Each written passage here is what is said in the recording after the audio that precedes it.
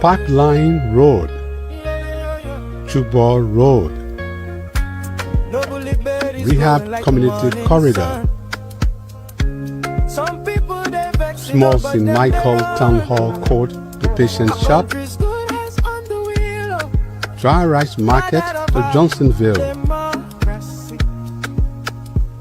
Joe Community, Cllr Road, where there was no road since independence, Bartonsville to Keba to Dixville Road, VOA ELW Community Access Road, Manatemba Road, ELWA Aratu Community Access Road, Cooper Farm Jangaba Road, Cllr Village Telecom Road, Soul Clinic Road, Banjok Community Road, Nickletown Road, Swagger Island Community Road,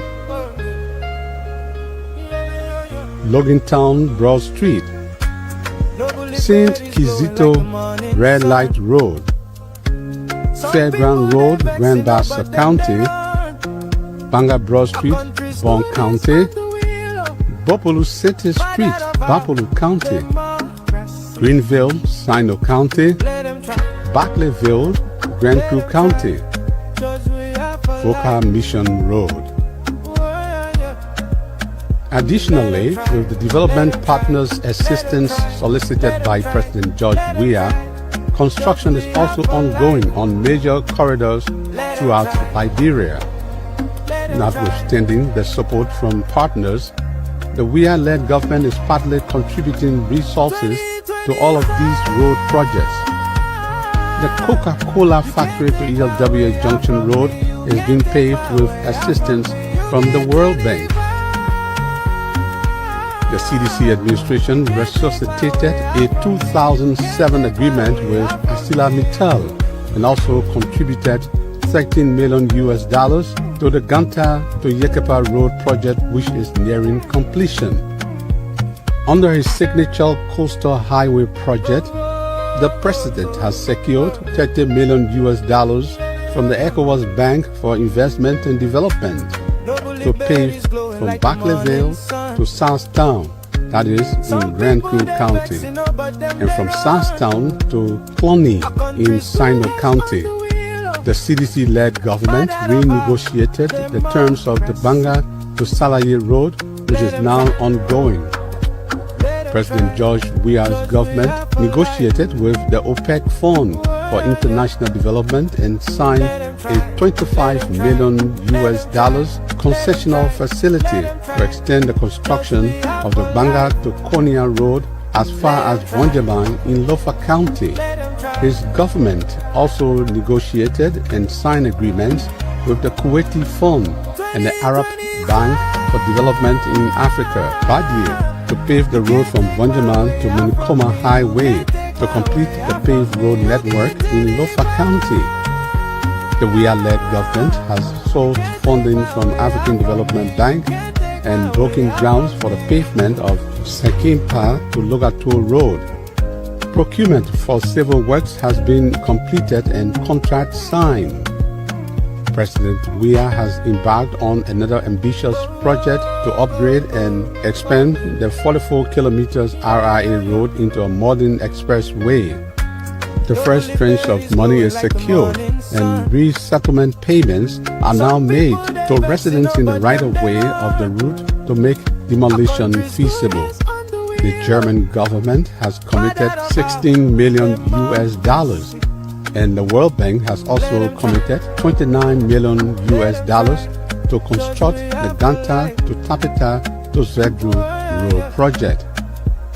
The government of Liberia and the government of the People's Republic of China signed a $25.9 million grant agreement to construct two overpass interchange bridges of the ministerial complex and the SKD Boulevard Junction in Congo Town. The COVID-19 pandemic has halted further discussions. All of these happened before President Weah reached half mark of his first term.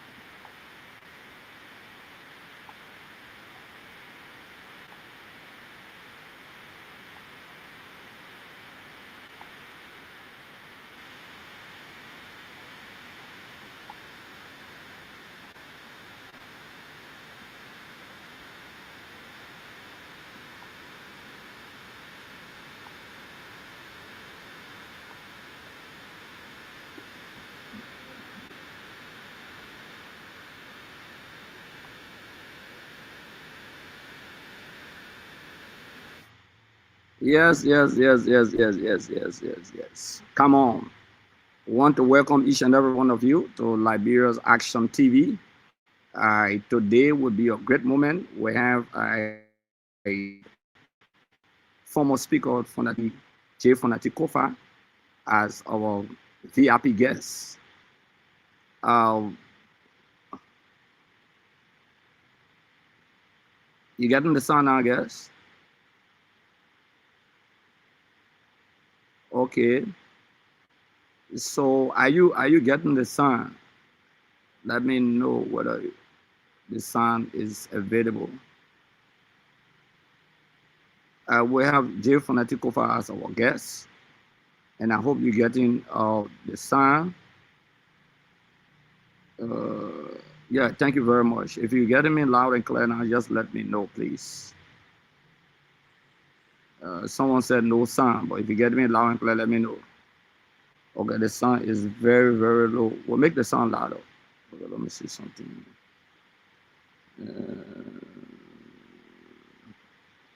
Okay, if you get me, just let me know whether the sound is loud and clear with you.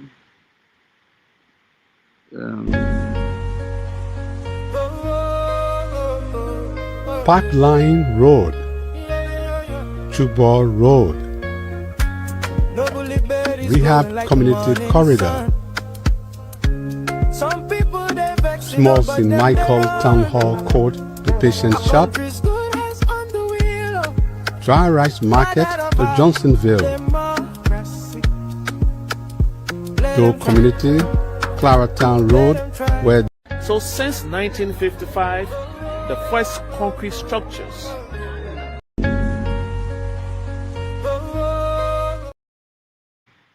Thank you very much. Now you are getting it loud and clear. All right, let's start welcoming our many followers. We want you to share this live and follow us. William Sumogulu, Samuel Kofi Woods, Christian Tanewan, Samuel Hine Jr. You all are welcome to this all important live broadcast. We see Jenkins, Vanny, Mabande, Melvin, Jimmy, Augustine, and Mo Jr., Christine Tanewan, Melvin Jimmy, watching from Marshall, Magidi County. Siddiqui Kaba, wonderful made, following off from Russia. Rabble Flea Conjon, following off from, the community is now, but it's Crystal Cllr, Prince Topa. You are watching live, yes. Lena live. Melvin Jimmy, Nina Kuya. Good afternoon. Oh, from North Dakota. We have followers from Pennsylvania, USA, William Massaquoi, Samuel Hine Jr., Vic Mars. How are you? Liberian Peace Talk. Your opinion is respected. Sam Kato. We get Marketplaces, AR Inbox, T-Board Tule, yes. Nathan J. Jigbadi. Derek P. Jada, Samson K. Reid, Rabo Blaman Tito from Monserrato County District City. Yes. Christina Tanewan, yes, thank you very much. We got Jeff in the back, so I would love to bring Jeff.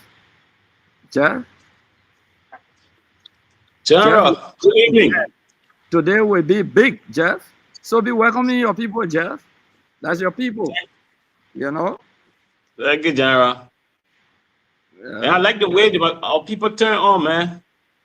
Our begin Flomo Gude, he was on not too long. Jim Flomo Gude, what's up, brother? That our son now. We don't get no babush to Chile China. Mohammed Kamara. Yeah, Mohammed Kamara, Jala Mesco. What Jala, you watching from Cowell? Oh, there's my brother, Darius Doe. Following from Cowell, man, you are son, the general, James H. Peter, watching from North Dakota. It seems to be we got a lot of people from North Dakota. This person is watching live from the UK. Soliman Rina. Samuel Lewis is watching from Central Monrovia. We have Frederick Nimlen. Following from New York. Yeah, we got a lot of people following from the United States of America, my man. I get all on my cool era, trying to take it light. But General, when it starts to get dark, you will not have light, though. Jeff, don't worry. Don't worry about light. We'll go inside a little bit. No, you got to take it cool and nice, man. I'm enjoying the breeze, my man. Yeah. I can take my champagne again, man. I cut off taking champagne, Yeah, on Sunday I will be taking my champagne, going live and dealing with issues of national concern, But here, Chapter USA, Ellis, how are you? Augustine Moore. So just be welcoming our people, We encourage you. Please keep sharing the live. We really want you to share this live. Keep sharing the live. Thank you, General. Thank you. Yeah. Today will be a special day. Live on the show. Hello, Bobby, Marshall, all of them. Your people here. Today we getting set, my man. We're having the former speaker. We kind of very bombastic. So, Gerald, were you able to get the number so that we can pin it here? Yeah, I got a number for the send wave. Okay. Okay. Yeah, I got a number for the send wave. Yeah. So let me see whether we can pin it. Davis. Yeah. Somo Harris, welcome. Marco T. Badi. Dolo, you always here. Dolo, can't I question somewhere else, man? No, let's be tolerant with them, Jeff. Let them say what I want to say. Dolo, always you're welcome. Yeah, welcome Dolo. Dolo our board now. We come to see this subsequently. Some of the people just want to talk. We'll recruit them. Kekula Masakwe, you're welcome, Kekula. Man, you are son. Yes, my son, we talked about that. I told you needed to reach me in my inbox. They have that conversation so we can work around that. That's a good idea. Marshall Melvin. Oh, William, you're watching from Staten Island. Okay. So, General, when you put the number, when you pin the number, then we'll open the lines for people to call in. Yeah, no, I don't think a lot of people will call in today because we got limited time, Jeff. So we Yeah, I mean just until the speaker can come on. yeah, because Just actually we got to lay the foundation and tell our people that look, we need your assistance, especially our friends in the diaspora. We want to go nationwide. We need some cell phones across the 15 counties. We need some laptops. Maybe we need like nothing less than 4 to 5 laptops or tablets. We need assistance for anyone. We need some cell phones, like I said, and also we need some cash because we need to pay the reporters. We need to go live across the country on the local radio stations in the various counties. We then talking to some of the stations, they agree, but we got to take care of the scratch card for them. We got to take care of the petroleum product for the rural community radio stations. So we pin on this platform our SendWave number and mobile money number. Anybody who want to help, you can just make your donation to our SendWave number. It's even internationally or locally, it's the same mobile money number. So we will appreciate, especially our Liberians in the diaspora and locally to assist. Because like today we'll be going live from Grand Crew County. Okay, there's a radio station in Grand Crew County. We'll be going live. We'll be going live from Bon County. There's another local radio station in Bon. We'll also be going live from Lofa County, our radio Wologisi. And most likely we may be going live from Mangibi County. The guy is still trying to see whether he can do the connection. And all of these people, they have volunteered to help us, but monthly we have to compensate them. We have to find something to get them to get a scratch card, to get their diesel, Fridays, Saturdays and Sundays, every Saturday and Sunday to carry this thing live. It won't be easy. So we'll pin the number, Jeff, and you can talk more about that. Thank you. Thank you. Yeah. So it's good. Thank you. I see the number. Thank you for the number. It's good that we have this. Yeah, let me put the number up. Yes. Yeah, let me put the number. Thank you, General. So, Jeff, you can talk more about that while we're trying to get our guests. Yeah. Yeah, please. As much as we. Hey, Courage, I got to recognize Courage. You all the way from Sweden. Yeah. Aaron, as much as we're trying to cover the entire country, we need your support. We already running our shows on a few other local radio stations. Yeah, but we got to facilitate the program at the radio station. So we appreciate your contribution as much as possible. I will put some reporters in the field so that we can listen. Crown Monk, you're welcome. So that we can have a feedback from the ordinary people in the market, the people in the streets. We'll interview them and hear how are they responding to the show and to the bad governance.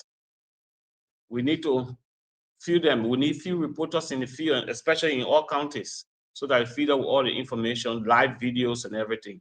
So yes, the support from our citizens internationally and locally is highly appreciated. We look forward to that. And we won't mind mentioning your name if you want to. And we'll do a listing of those who contribute and post it. But if you don't want your name mentioned, it's okay. But most of the people that want their name mentioned, that made contribution, we can make a listing of that and publish it and even announce it here.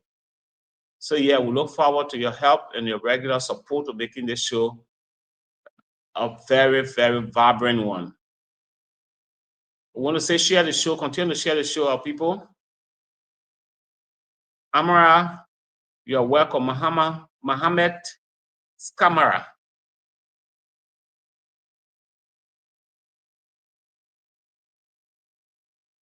The number is up on the screen, Sam. The number is there. It's pinned on the screen.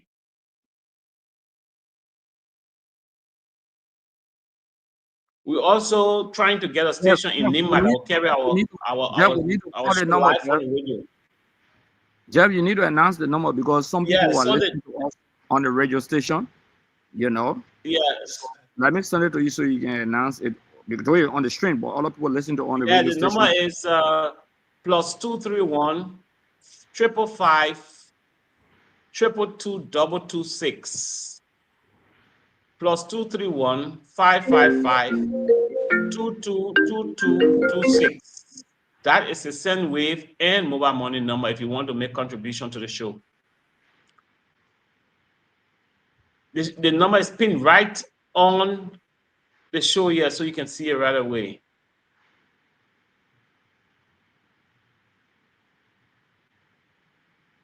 Somebody asking for the name that the number is registered in. But once you try to send it, you see the name there. Just get the number correctly. Yes, that's the number. Yeah, Courage, just pin the number. Courage, that's the number there. Yeah. Thank you so much, Courage. Let's share the show, gentlemen. Let's share the show. Today promised to be a big one like yesterday. Yesterday we have a very great show. Yeah, the number is small. Let's see if the number is 231 555 222 226. 555 222 226. Yeah, Jeff. Since the people have brought some of these, just say +231. So it's actually +231 555 222 226. It's +231 555 222 226. The number will be in one of us name on the show. So just make sure if you don't see one of us name on the number, then don't deal with it. But the number will be in the name of one of us. Okay. Benedict Rennie. Yeah. Watching from where? Virginia. You're welcome. Gentlemen, let's share the show. Today promised to be a very, very powerful show. Bring it on the Speaker J. Fonati Koffa. And today we'll be discussing a wide range of national issues.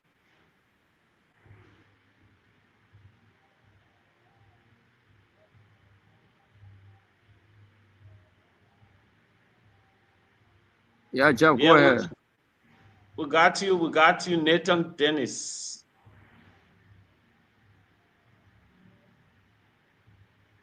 Augustine, you're welcome.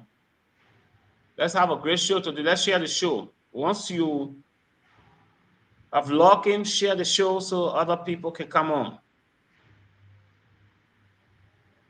Jimmy, you're welcome. Following from East Africa. Yeah, that's the local number there also. Nimle, you're welcome.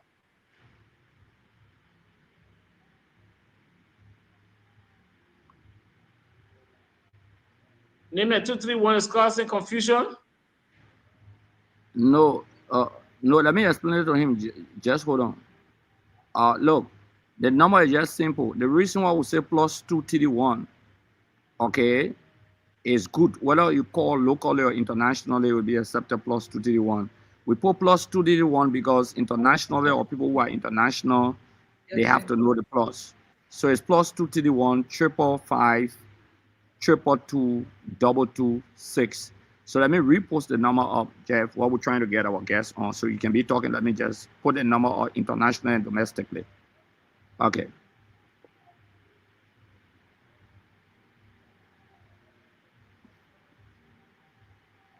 Jeff, you getting me? Are you free? Yeah, General, I'm getting you. Yeah, so you can be talking to the people and recognizing our guests because our people who in the comment sections. Yeah, because somebody making some suggestions. So Sam, say no man these people. This is a platform for everybody. You can come and make any statement. You can call, make a statement. This is a platform for the people.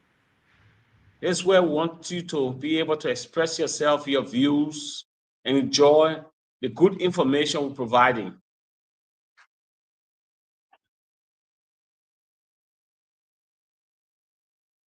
Louis Logan, you're welcome, my dear brother.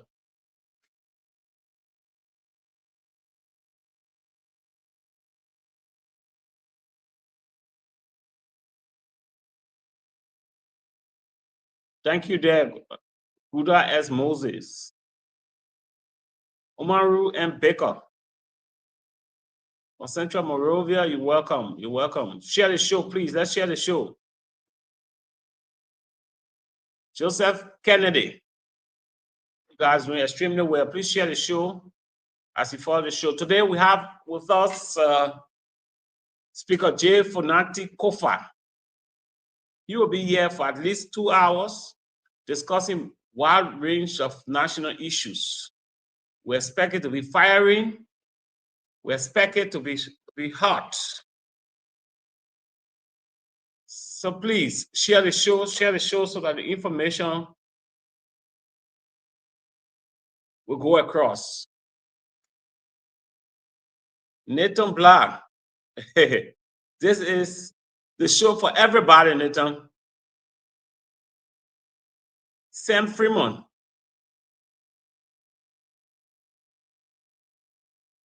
Emmanuel P. Mason. Following from Sweden, that's good. We appreciate it. Please share the show.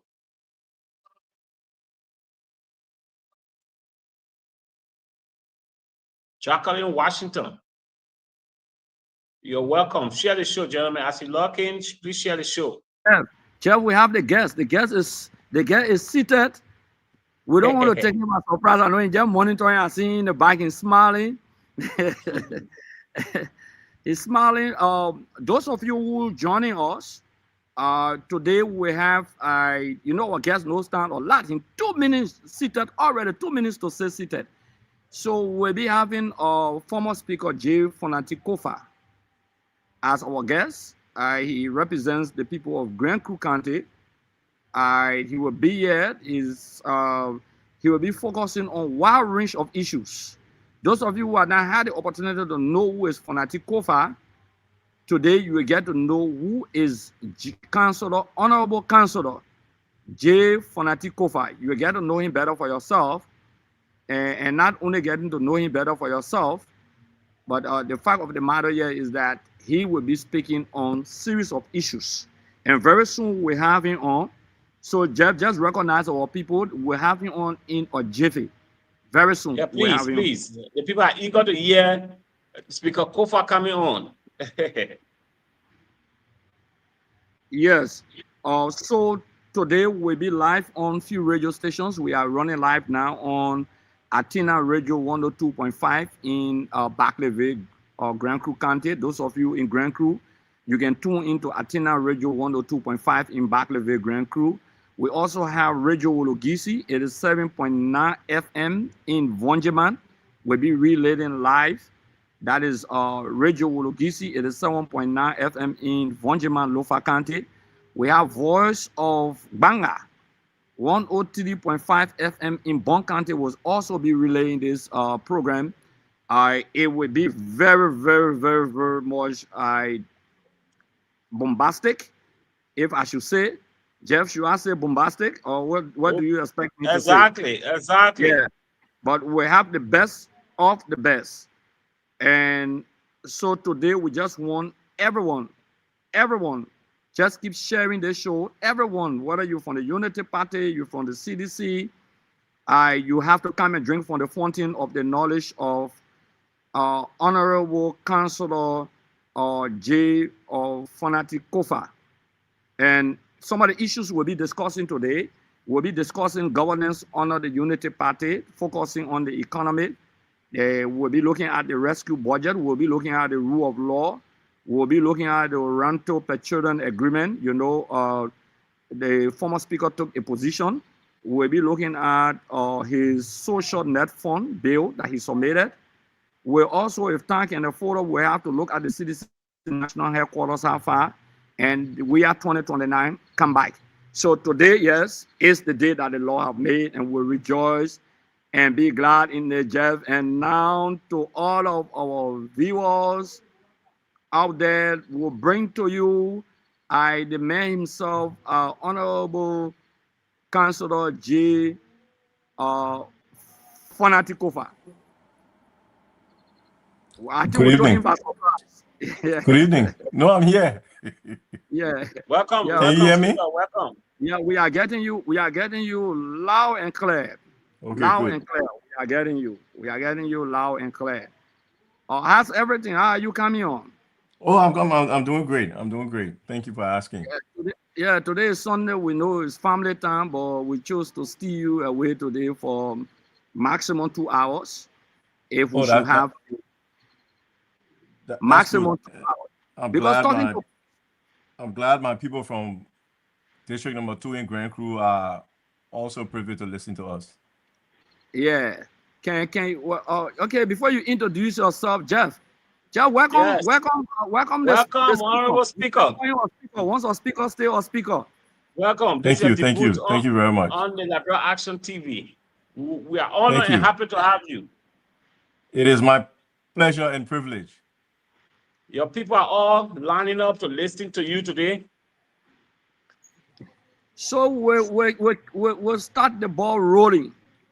We'll stop the ball rolling. And the way we stop the ball rolling, we usually have our, we usually have our theme song. Yeah, we play already. But we want to know that the people of Liberia, the people of the world, they are following you. We want to know who is Honorable Councillor J. Fonati Koffa. Just maybe 1 or 2 minutes. Carlos, I think 1 or 2 minutes. I'm a lawyer, a graduate of the University of North Carolina School of Law. I practice law in the States. I practice law in Liberia. I work in government. I was Minister of State without portfolio under the Ellen Johnson Sirleaf administration. I was legal advisor to the president. I was head of the presidential task force that dealt with corruption issues, especially the silver mining case. I'm a graduate of Cathedral School in Monrovia. I'm a family man, and I'm a Catholic. Honorable, the reason why we ask, because some people don't know people. They just say what they want to say about people. They don't know them good. So sure, that's the result of being in public life. Yeah. So how's the family? How's your Sunday? The family is good. The Sunday is good. I try to use something very relaxing, but today Orange has some, I forgot what it's called. I think it's called Sundown. So Dama decided to go there with her team from her store Skins. So I drove by St. Teresa's Convent to give a little bit of support and came back. Yesterday I was in New Crew Town. So how's Grand Crew? How's the people of Grand Crew County? For all of my interactions with them, the people of Grand Crew County are fine. We still have the pressing issues of roads. There's a devastating incident of a bridge in Bola region that is devastated. We still have the roads issues, and it's a rural district, and with all of the attendant poverty and social misnomers that attend to rural districts in Liberia, it's in Grand Crew, but it's in District Number 2. But in fact, our people are resilient, and they stand with us and behind us always. How's the legislature? We really want to know how's the legislature before we keep this thing going on. We just want to know what's the legislature before we get into our subject matter. How's the legislature? The legislature is the legislature. I took a step back from active legislative work for a while. I have come back. I try to limit myself to those issues that concern our people. I stay out of the day-to-day legislative politics, as you may call it, but I stick to bread and butter issues regarding the people of my district, and as a national leader, issues that concern the nation as a whole. Thank you very much, Honorable Councillor Speaker J. Fonati Koffa. There's a policy at the legislature, once a speaker, always a speaker. You cannot take away that title, no matter what the situation is. Sure. Another clarity we wanted to get. We've heard people saying, no, he was removed. Another group say he resigned. So what's the clarity on that? Akaras, I did resign. I believe I resigned May 11. On the start of the new session, after the president of Liberia, after our Supreme Court victory for us, and the president made his now famous speech that they will continue to work with the so-called majority, even before defining what that majority was going to be, because we're going into a new session. We decided that to avoid the continuous confrontations and acrimony at the legislature, we decided to step aside. So we resigned. They never got the votes to try us or remove us, and we maintained they would not have gotten the votes.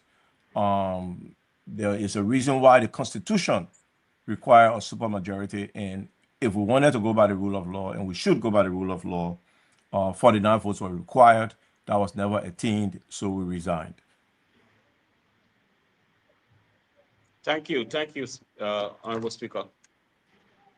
Yeah, thank you very much. Honorable Speaker will go straight into the conversation, and to begin with, we will start with the issue of, we want to make this very hard, so we want to start with the issue of the rule of law under the Unity Party-led administration.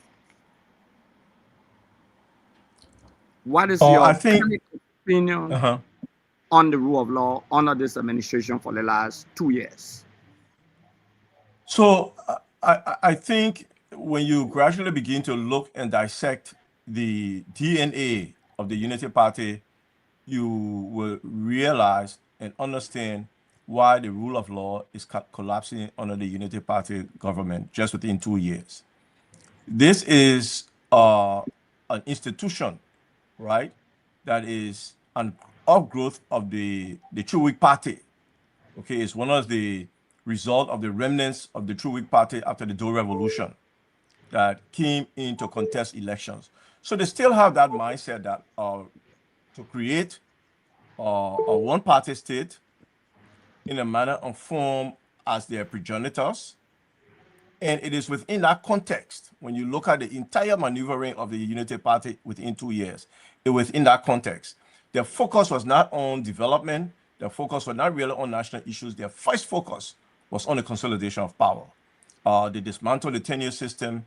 They went and dismantled the legislature. And I can say that because, don't use my words. Look at Speaker Cohn. He has said it not once, not twice, but consistently, that we were not prepared to work with an opposition speaker. We were not prepared to look at the national issue or the state of our democracy. We wanted that power.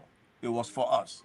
So the focus has been on power, consolidating power, putting all the power under the executive, and then utilizing it to the detriment of your opposition. When they take that, in essence, when they take that mindset and that concept and begin to implement it, whatever else happens is by accident. Because if you look at their development agenda, it's always finishing or implementing what the CDC has started. You cannot name me any viable project that the CDC here was not in 2 years. We'll reach to that. That is part of the economy, but you struck a very... Okay. So when you say rule of law, the rule of law is collapsing. I mean, even look at their own MCC scorecard. Okay, they fail the rule of law. Pretty soon, our courts will be going by if we're not careful, we'll be going by the dictates of what the executive says and the executive wants. So I mean, it's clear that with that mindset, the chairman of the ruling party recently said, Unity Party will rule for 200 years. That is their goal.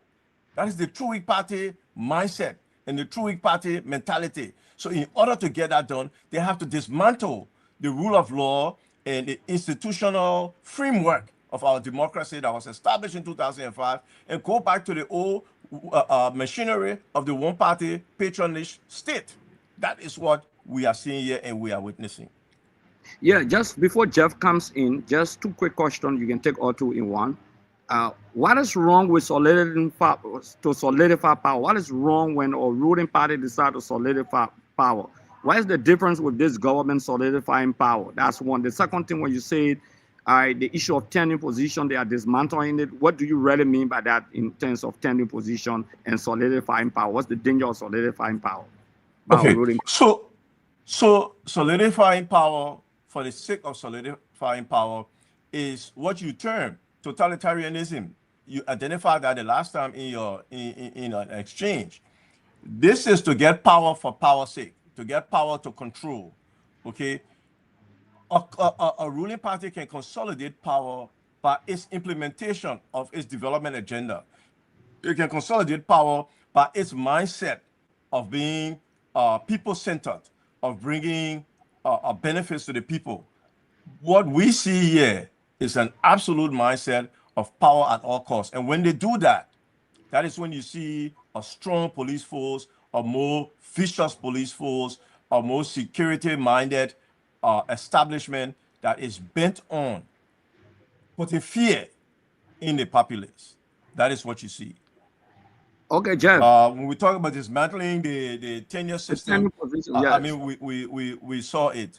Okay, they came with the idea that they were suspending tenure positions, people who were in tenure positions for some reason or another, some vulgar reasons.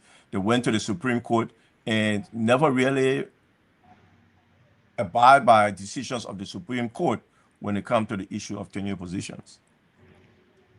Recently we saw the Enfield debacle, where the head of Enfield was removed out of his tenure position at the whims and caprices of the executive. Just to conclude on that topic, Speaker, I think the Supreme Court had a ruling on that case. I'm not following that, but I don't know if that ruling was adhered to by the government. Okay, so where we are in the Dumanian case is that it went up to the Supreme Court. I believe the Supreme Court has put a stay order and still has to come up with a decision. And so we are waiting to see what is going to come out of that. Thank you, Speaker.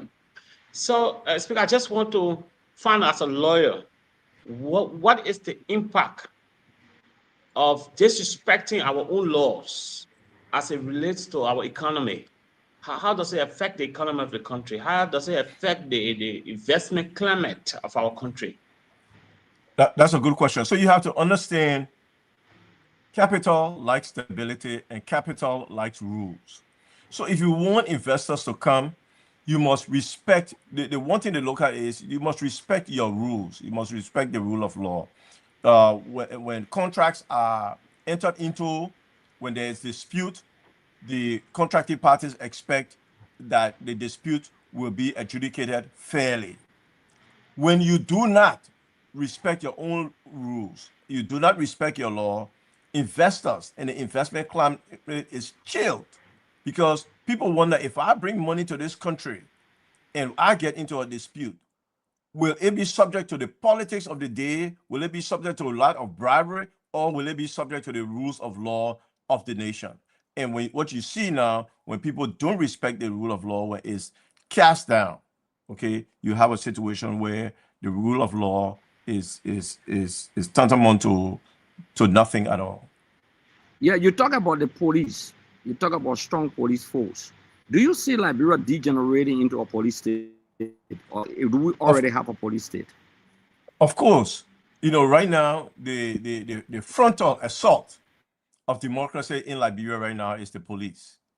Okay, whenever there is an issue of crowd control, the first thing you see is the police bringing out their tear gas. The first thing you see is police coming with heavy show of force, okay, trying to intimidate and put into the citizens unnecessary fear in a democracy. Wow. The description you provided to the police, but one would argue that you are at the legislature. The issue of oversight in terms of having the police check is a function of the legislature. What can you? Well, your critics could say that. What can you say about that? That's good. Akara should be in the legislature, and you know how the legislature operates. It's really a situation of majority rules, and I will not say minority rights, right? The letters on the floor can be maneuvered or downplayed with. Committee assignments are not by your choice. They are by the whims and caprices of the majority or the leadership. And so your ability as a backbencher lawmaker is curtailed in a serious way in terms of how you bring oversight and how you bring these things to book. So the way we have to go around it is to use our own bullet pulpit to be able to bring these issues nationally so our people get them. Because going through the legislative system now with the leadership that is a wholly owned subsidiary of the executive, is going to be very difficult for you to exercise oversight in a form and manner that will showcase the prevention of these kinds of abuses. Finally, from my end, do you think that the judiciary is very independent in terms of the governance process? How independent is the judiciary when it comes to the issue of the rule of law? What's your candid opinion about the judiciary? I know you're a lawyer. You criticize the judiciary. I'm not going to give my candid opinion. I want to hold on to my law license. I'm just kidding. But I think one of the weaker branch of government has always been the judiciary. And we think that we have an opportunity now with a new Supreme Court bench to be able to tackle the issue of judicial machinations and judicial workings so that the fairness and justice will always be. Honorable Speaker, the lifeblood of a vibrant democracy. I just want to piggyback on Akara's question. The lifeblood of a vibrant democracy is the independence of the three branches of government. Right. Can you say under this administration, are those three branches independently functioning, or they've been taken over by one branch of the government, by one branch? And which branch is that? I think it's clear that there is executive overreach. I think it's clear that the executive wants to control how the government works and operates. I think it's clear that the executive have intruded into certain sphere of the judiciary. I think they have taken over the legislature. And if we continue on this backward slide, maybe the judiciary might be next. We are hoping that the judiciary will continue to exert its independence. Remember, in the case of the removal of the speaker, the judiciary at the end stood its ground with the law, even though the judiciary then scoffed at the Supreme Court and said, no matter what you say, we're going to do what we want to do. First, the vice president said, well, whatever the Supreme Court says is going to be the law. And then when the Supreme Court said it, they said, we're not even going to pay attention to that. So we are hoping the Supreme Court continues this trend. Otherwise, the Supreme Court will go the way of the legislative branch of government, which has become a subsidiary of the executive. Okay, I think we'll spend a little time on this because some people are sending in some questions. People are asking some questions. So, Honorable Speaker, the executive branch of government, like you rightfully said, the executive branch of government has been in the business of disrespecting rulings from the Supreme Court. As a result of that, as a lawyer, what's your indifference on one branch of government overstepping its bounds, especially not implementing decisions from the Supreme Court or violating decisions from the Supreme Court? Well, these things come with limitations, right? That is why our constitutional order depends a lot on the credibility and the willingness of those in power to respect the rule of law, right? The president can deploy the police anytime. The president can deploy the military anytime. Those are very powerful institutions, okay? When you turn the police into a Gestapo institution, right, that's operating at the whims and caprices against your political enemies, then, there creates a climate. There creates a climate that makes it difficult for other independent branches of government to operate independently. And because our constitution is written the way it is, okay, any president, any executive branch that wants to disregard the other two branches through the political maneuverings and through the use of the security forces can successfully do that. So the question here is, it is now up to the citizens to begin to push out those issues, to begin to spell out those issues. It's up to us now, okay? When we are in a situation where the executive branch have taken over the legislature in effect by virtue of the statement of the Speaker of the House that we want regime speaker or we want regime legislature, then we have to use our bullet pulpits to bring our constitution back to order. Otherwise, we are treading down a very slippery slope. Okay, just a question somebody sent, and we want to read it out. The person said it is alleged that the issue of bonds now for criminal appearance, especially for political exposed people, have been reduced to only property bonds. We have heard it's difficult for any insurance company now to give anyone, especially political exposed individual, to get a bond. They claim that your case in court experienced that. What's your say on that? Yeah. And there's So, a new regulation, furthermore, yes. there's a new regulation for insurance or bonds by the central bank. Yeah, that's correct. Just as our case was brought up, the central bank issued new regulations, and the central bank is the one that governs insurance. And that regulation was any bond, criminal appearance bond issued by insurance company must meet the approval of the central bank. And that is why we had to revert to property bond, and those who will rely on insurance bond it will be difficult for them to achieve, especially if you are a political enemy or you are a political exposed person and they want to keep you in central prison. So remember, the Constitution said, except for capital cases, criminal defendants are entitled to bond. So the mere fact that you make it almost impossible tells us that this portion of the Constitution is now out the window. Moreover, look at our case. We are all lawmakers, and the Constitution says innocent until proven guilty. In some cases, in most cases, people similarly situated like ours would have walked away on their own personal recognizance. It was not done in this case. We had to post property. We had to post property up to ensure our appearance in court.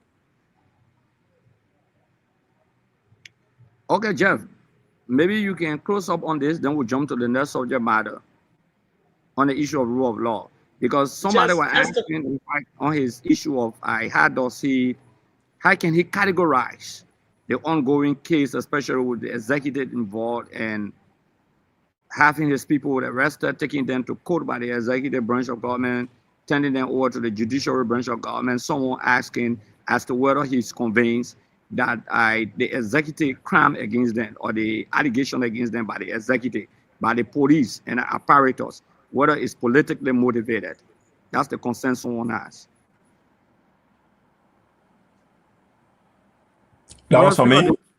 Yeah, the question is, do you believe that the action by the executive with all of the barrage of allegations against you and your colleague, do you believe that it's politically motivated, and why do you think so?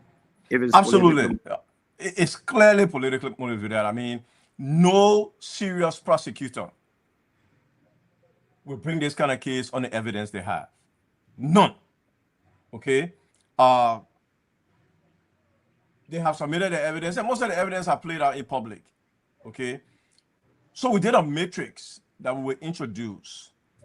When you read their indictment and you put their indictment against the specific individuals, right? Because each defendant, although I think we are 14, each person is tried. The evidence must be against each person. When you look at that matrix, let me take my case. There is nothing in the indictment that ties me to anything. There is no specific act. And you cannot generalize criminal cases, right?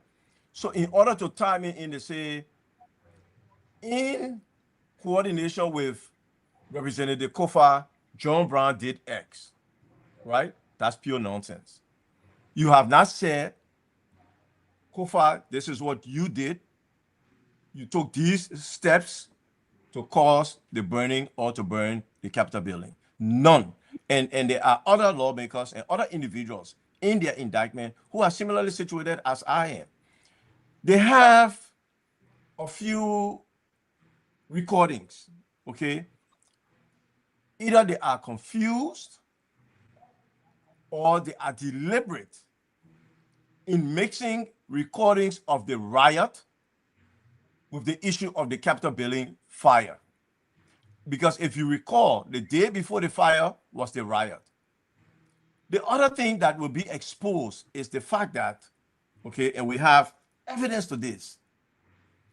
The police took over the Capitol building security maybe a month before that.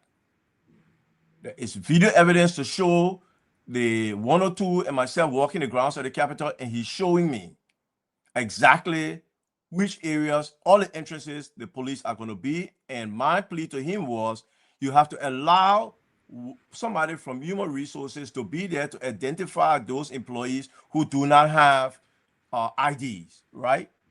So what do you want to tell me? The police in charge of a facility allowed, I don't know how many, 14 of us to go in our building, put fire on it, and leave and go back to our respective houses, and then arrest a few other people who were there. Come on. How did they get in there? The second thing that they have refused to investigate. You're going to burn a building, right? Why remove the chairs? Why remove the chairs and put them in the storeroom? I mean, this is an operation. You know, you go in, you burn everything. Why remove the speaker chair and the deputy speaker chair? What value is it to those who are burning the building? None. So those are things that have to be investigated. Those are things that create doubt as to why would these people burn building and then take their time. You're in the building to burn it, okay? You want to be there. You want to be in as quickly as possible, and you want to be out as quickly as possible.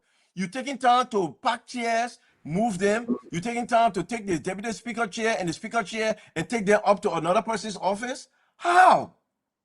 Okay, this is an investigation that does not make sense. Moreover, they brought other experts. Okay, interestingly enough, we do not see that expert report in their evidence. Okay, and we will expose that too.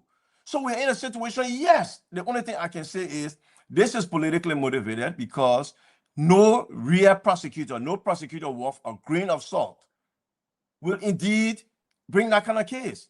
And to look at this, the Solicitor General of the Republic of Liberia is an executive member of the Unity Party. It tells you where we're going with this situation. Wow. Wow. Thank you, speakers. Thank you. Thank you so much for the knowledge you bring into this platform and the information you're putting out there. More people didn't know this, and so it's good to hear it from the horse's mouth. I will speaker ask for one person. I want to know all these things are happening. Do you think that the police has been weaponized against the opposition of the Unity Party? Because what I see here is every time those who have been prosecuted, those who have been swiftly prosecuted, sent to court, are just the opposition, those who disagree with this government. What's your take on that? But of course, it's not only the police, the entire security apparatus are being weaponized. Remember, this is very interesting, right? The July 7 protest, the then former Vice President Joseph Yima Boykai was at that protest with his EPS security. We all seen that recording. We all seen that video. What did they say when Madam Joa Howard Taylor attended one meeting of the opposition? They announced anybody who has EPS security and goes to a opposition protest, we will withdraw your security. That is the state of where we are. You carry your security to protest against the CDC government, but now you dare anyone that if they go there and you know when the big people show up at these rallies and at these protests, it gives it momentum. So to kill it, you say if you go there, we'll withdraw your security. Do you actually expect Joa Howard Taylor or former President Weah or Cummings or other former government officials to risk their security being withdrawn from them by going to protest? That is, Oh. again, the Gestapo tactics of this government, weaponizing the security sector against its opponents. Okay, when you that's talk pure and about simple. So it's not the police. The police is the beachhead. The police is the main one they use. Okay, but the other agencies of government, you take people who you arrest for fire, you carry them to NSA headquarters. You carry them to NSA headquarters for torture and interrogation without their lawyer. When you knew their lawyers, you know who the lawyers were. You wait, you carry them into Central, you wait when the lawyer say, well, nothing going on here, the lawyer will book the client, I'm going home. You go, the minute the lawyer leave, you put him in the car, you take him to NSA, blindfold him, you take him to 2 black sites, and you do what you want to do. You come back. The court finds, okay, the court orders a medical report. The medical report finds that these people were tortured. Yeah. The court came back and said the people can sue. This is where we are. Wow. Thank you, Speaker. Thank you. So just my final question on this. yeah, So Jeff, since your final question, then we'll move to the next topic. yes, Yeah. thank you. I don't know if So those of you out there in Lofa County, we are on Radio Wologisi. In Bon County, we are on Voice of Banga, and we are on Atina Radio in Grand Crew County. And I'm getting information there's another station in Mangibi relaying us now. So thank you very much. Jeff will give the last question on the rule of law, then we'll jump to the issue of the economy and Oriental D. So Jeff, you can go ahead. Okay, just one quick question. I hope in that question, Jeff, the speaker will emphasize on the issue of torture, which is a very critical issue on review. Yes. My question is also in the line of the torture. I just want to know, Speaker, those people that were tortured, it was confirmed from the medical report because I read the medical report. It was confirmed that they were tortured. I just want to know the evidence that were extracted from the people. Are those evidence going to be used or adduced in court, going to be used against the accused in court? Is that what the court is saying? I just want to follow through on that. Yes, the court is saying several things, but the bottom line is, yes, that evidence can be used. The court actually went on to say that their lawyers were present, which the lawyers were not at the NSA, and if they are being tortured, the lawyers would have stopped it. So in essence, the court says, in spite of what the medical report says, we do not believe there exists grounds to throw this evidence out based on torture. Look, the facts are stubborn things, right? We accept that ruling, we'll go to court with that evidence.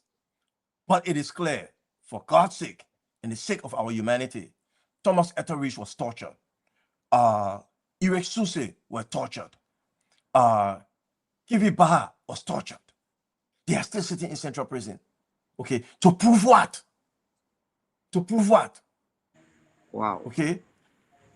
I mean, it is mind-boggling that Liberia is now descending into this, where we look at torture, we scoffed it. You know, when our parents during the coup, when my father was arrested, he was taken. My sister reminded me when I left South Beach, she said it was 45 years to the day that our dad was arrested and sent to South Beach prison. You coming out? When my father was at South Beach prison, he was tortured and beaten.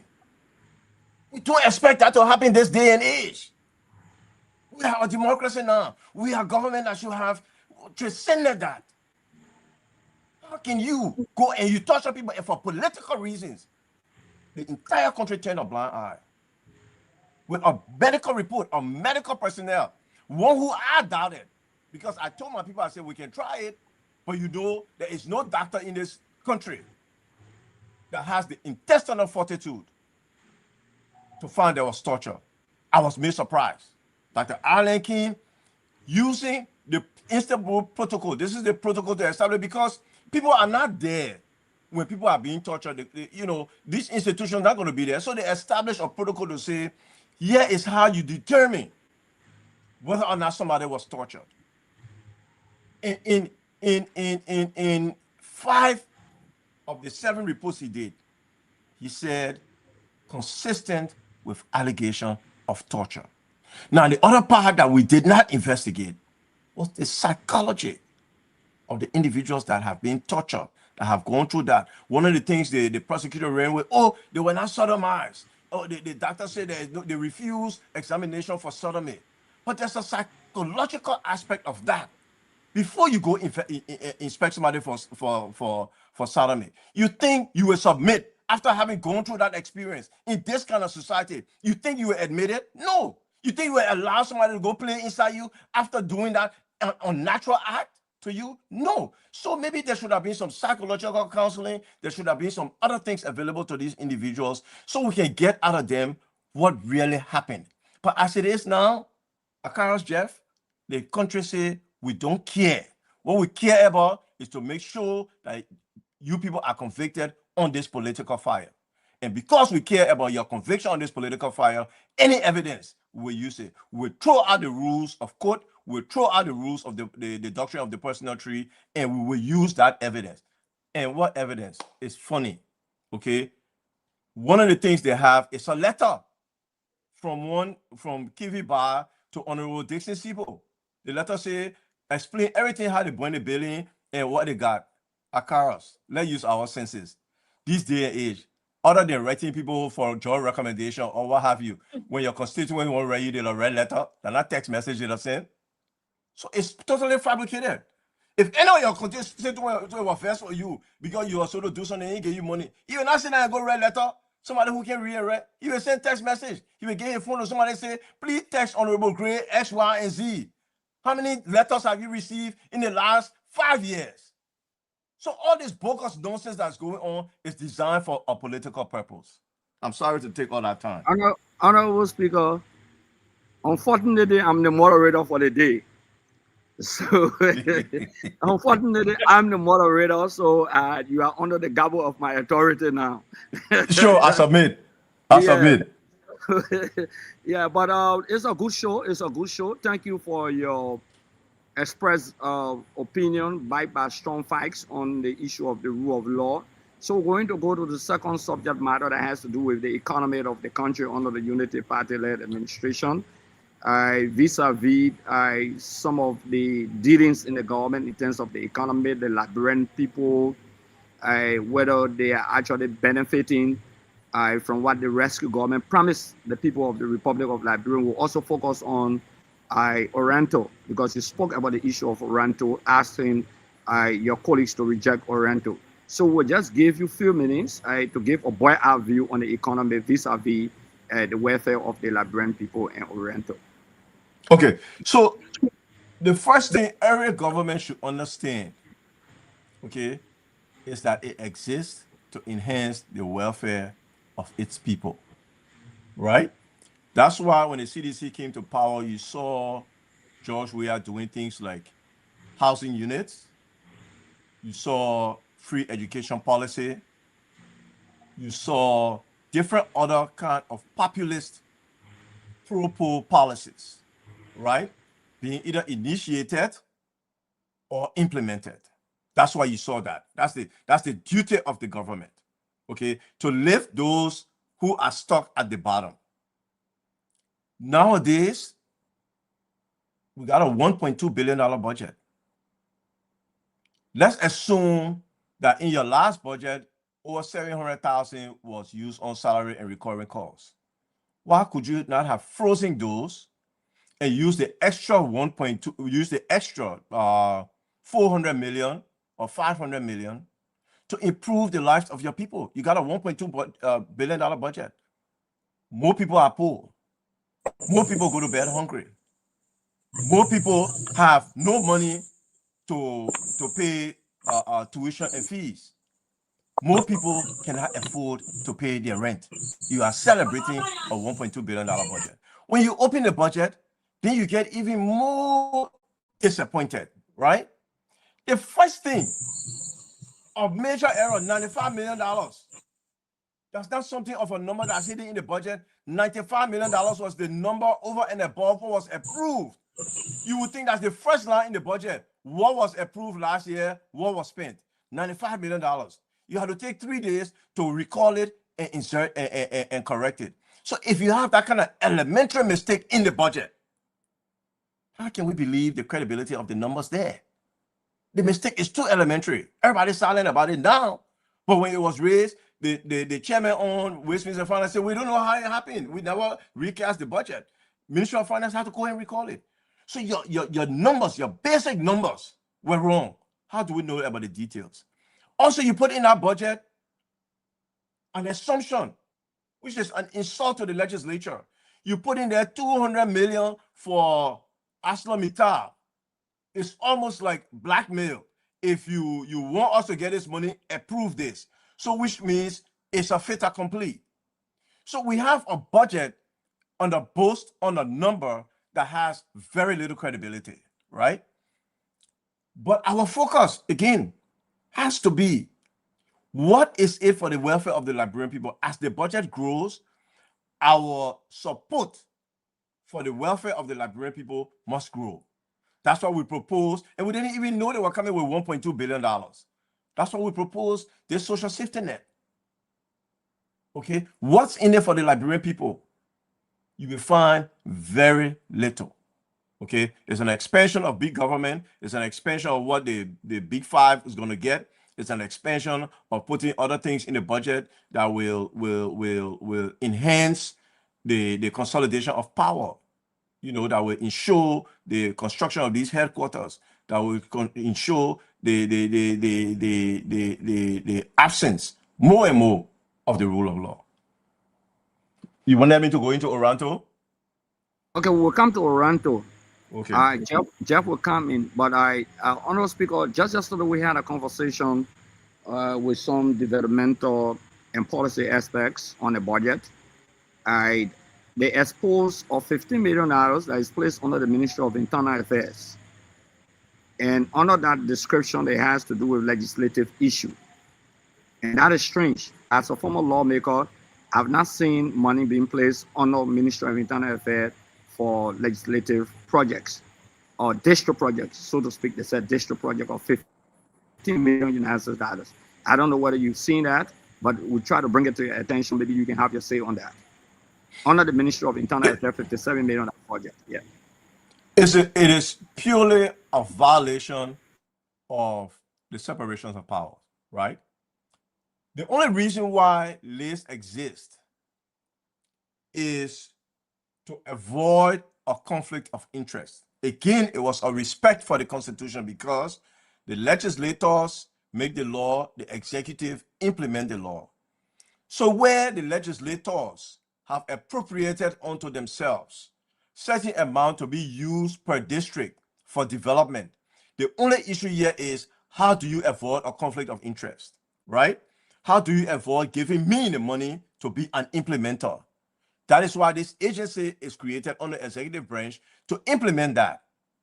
When you move it from an agency, an independent agency, and give it to a government parastatal or government ministry, right? What you have essentially saying is you are giving this money to the executive branch to use at will. And that's a violation of the Constitution. That's a violation of the budget law. And that's a violation of how we do and operate business.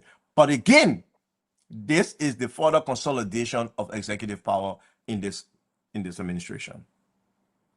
Thank you, Speaker Koffa.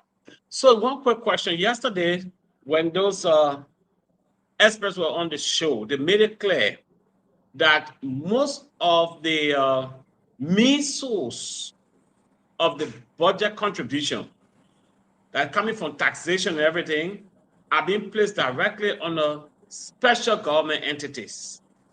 But the 200 million that they are expecting to come from other sources, companies' contribution to the budget, those are the ones they put in under the PSRP, and those are the ones they put in under for the hospitals and stuff. That means the money they are not show off is the money they are putting towards the people. Correct. And the money they are show off is the one they're putting towards themselves. How can you explain that, Speaker? But that is it, because they want to be able to say it's a hijack, right? It's a sleight of hand. These people are very smart at trickery. They want to be able to say to the lawmakers, we want to do public sector investment, and this is where we're getting that money from. So you have to approve these deals. You have to divorce yourself from your independence in your oversight in order to get this money. Otherwise, we will not do public sector investment. They will go to the Liberian people and say they did not approve it, so we did not get the money. Whereas you are right. The money you do have, the taxpayers' money that you collected, that you show you will collect, spend it on the people. And then what you want to do with your extras, you can do it on the contingency side of the budget. And so this is the budget upside down. So in essence, we're saying to ourselves, for example, you have a family, right? You say your salary, you use it to entertain yourself outside the house and forget about your family. The money somebody promised you is what you're Right. going to use for your family. In layman's sense, is that what this government is seeing in this 2026 proposed budget? You couldn't have said it. I couldn't have said it any better, right? Employee comes and say, "Oh, boss man, please help me with my rent." My first question always, what you do with your salary? Okay, because your salary, that's what you know you get. You can't get your salary, Exactly. you go jolly, then you wait. Okay, when my rent card, I will get it from my boss man. And this is exactly what happens. What has happened here? They took all the contingent revenue, all the revenue that is contingent on something else, and they put it towards public sector investment. And let me tell you something. When the budget is passed, okay, they will immediately go for that money for those other things that are in their interest, and the rest of it will be floating on all these contingencies, a lot of which may not happen. Wow. And then they will go back to do a recast so they can adjust the budget to the real number that it should have been. Wow, we're in a deep mess. Wow. Okay. We want to bring in the issue of the yellow machine. There are very conflicting accounts on the yellow machine. It said that once upon a time that the payment would have come through the road funds, another time through the office of the president. Now we're hearing the president saying that EcoBank is providing a loan for the road fund. Initially, it was $21 million. We are hearing it's about $29 to $30 million for the road funds. All right. What is your take? Because this concern about the road funds issue, about the yellow machine issue, was announced, I guess, when you were speaker. That's when the executive made that pronouncement. So what is about this yellow machine issue that the information, the pieces of information in terms of the amount for this yellow machine keep changing? What is your Okay. opinion about that? That's very good. So we have to understand the reason why we're here this late on this yellow machine issue is because, quote unquote, you had an opposition speaker. If you listen to Honorable Koga, at some point he said we remove him because he was opposing the yellow machine. No, we were never opposing the yellow machine. We just wanted to make sure that government worked, right? It started at $87 million. When I met with the executive branch officials, they told me $87 million, and we wanted to see where is the proof in the pudding? Where is the procurement? What is the deal? Okay, and then finally we agreed. As I told them, don't send it here. It's not going to pass. Do not send it here. They took it back when what they wanted to accomplish in the leadership, they accomplished it at the legislature. Now they are trying to fix it to get it back to a situation where it can be approved. That's why you got these conflicting accounts. First of all, the government shouldn't be getting loan from EcoBank without legislative approval. So either that was a misspeak, or they may come to the legislature to approve it. But it started at $87 million. So if it is now at 29, yes, I heard it did go to 21. If it is now at 29, who are going to eat that other $30 million? This is brazen. Okay, so it has never been about the yellow machines. It has never been about the machine. It has been about the process and the credibility of the process and the credibility of those who are involved in taking government money and announcing extravagant figures or padding a government project for their own personal benefit. That's why it's always been. Let's put the details on the table. Let's understand it, and let's procure it in a way and manner that is appropriate in our government mechanism. That's what this yellow machine business was about. Okay, so okay, up to now, yeah. you have no idea what the funding source, what the funding mechanism is, or what the true picture is as to the procurement of these yellow machines. You will not know. You just struck a point. You just struck a point, Jeff, before you come. You just struck a very important point. And it brings also back to the rule of law, technically, though we're discussing the economy of the country. The executive should not take any loan without the express approval by the legislature. And the president has spoken that there is a loan already given by Echo Bank. Do you think that members of the House of Representatives, you are a member of the House of Representatives, do you think that that issue will be brought to the floor of the legislature for corrective measures? I don't know if it will be brought to the floor. I intend to send a letter in that regard. How it gets treated is a question of legislative politics. Thank you. Thank you, Honorable Speaker.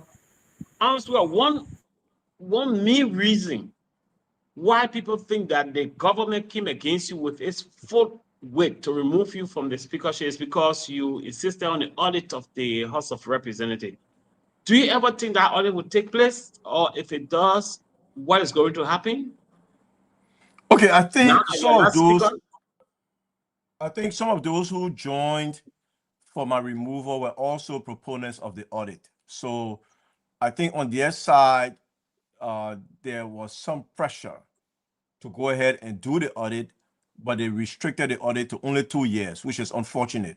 I did sit down for an audit interview, I think about 3 weeks ago from the GAC. I'm not sure the audit is going to represent the true picture of the system at the House of Representatives. If you were going to restrict it for only 2 years, I would say it should be a minimum of 5 years. So to escape what the true realities would be and to placate those who wanted, it was restricted to 2 years. One minute, please. So you say it's restricted to 2 years. From when to when? I think the audit period is 2022 to 2024. Okay, thank you. Yes. So they're now at least going back to 5 or 6 years to audit coming to the present. So they just audit for 2 years. No, in their own wisdom, they decided that they wouldn't do that. So you mean that the legislature, this is a breaking news, they will only audit from 2022 to 2024 or to now? Correct. 2022 to 2024. Wow. Do they give any particular reason why they want to audit only those 2 years, or they saying is that what they want to do? Or, but is there any particular reason why they chose those 2 years? No, I mean, I don't want to speculate, but look, an institution that has never been audited, but let's take out the history. Since 2005, since the inception of this democracy, I guess it's the Third Republic, an institution that has never been audited, to agree to audit 2 years is to make a laughing matter out of the audit process. Okay, maybe it's a kind of gotcha audit, I don't know, but you would gain nothing serious if you're trying to improve systems. You would gain nothing serious out of a 2-year audit. A 5-year audit is a more appropriate mechanism. That's why auditors have told me, okay, that in these kind of situations, when you're doing a systemic audit, you want to do it about 5 years. I think an actual audit will be inculcated in that. You definitely want to do 5 years to be able to establish a pattern. You can't establish a pattern with only 2 years. Honorable Speaker, under the CDC, GST was 10%. The Unity Party government took it to 12%, and now it's 13%. What's the rationale? Well, I don't know what the rationale, but you see, this is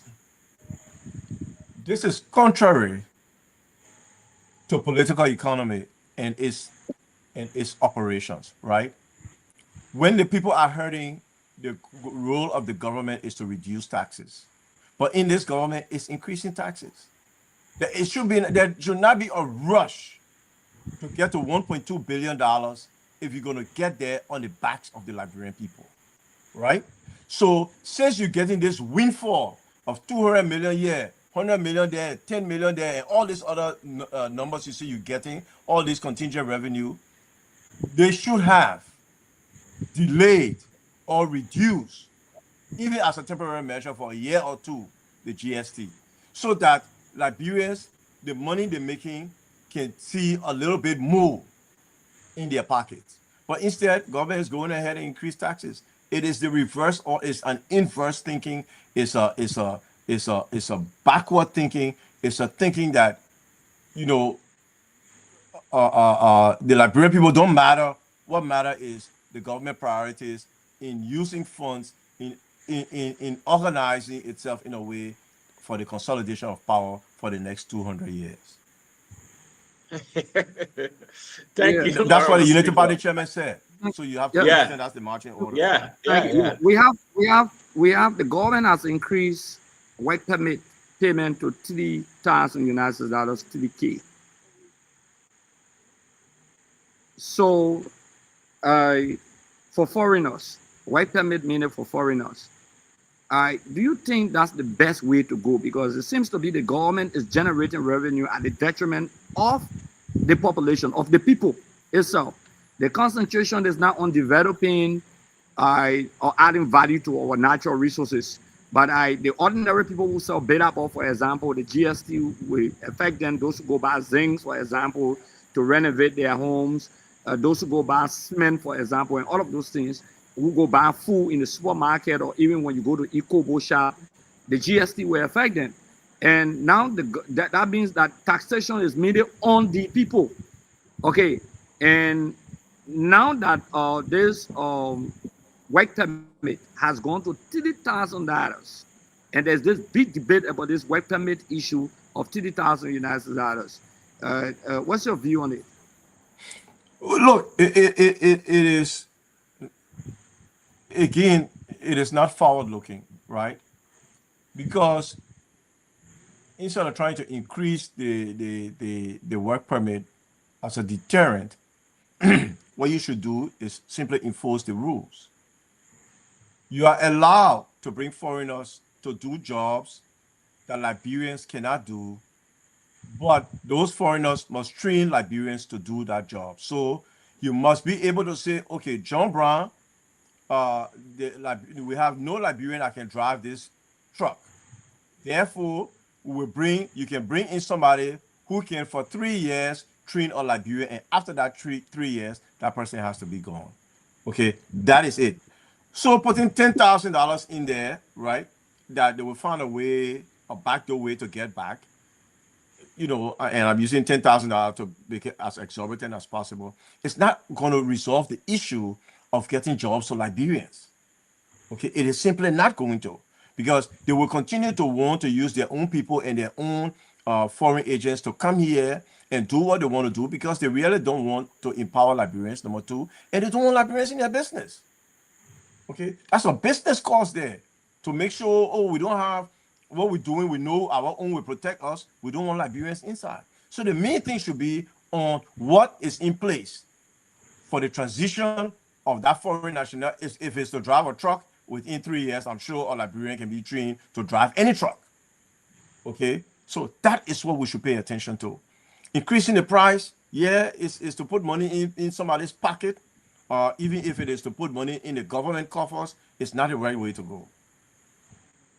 Honorable Speaker, yeah, finally, looking at the economy, I want to go back to the legislature quickly on your removal, on the quest to remove you by the quote-unquote majority bloc.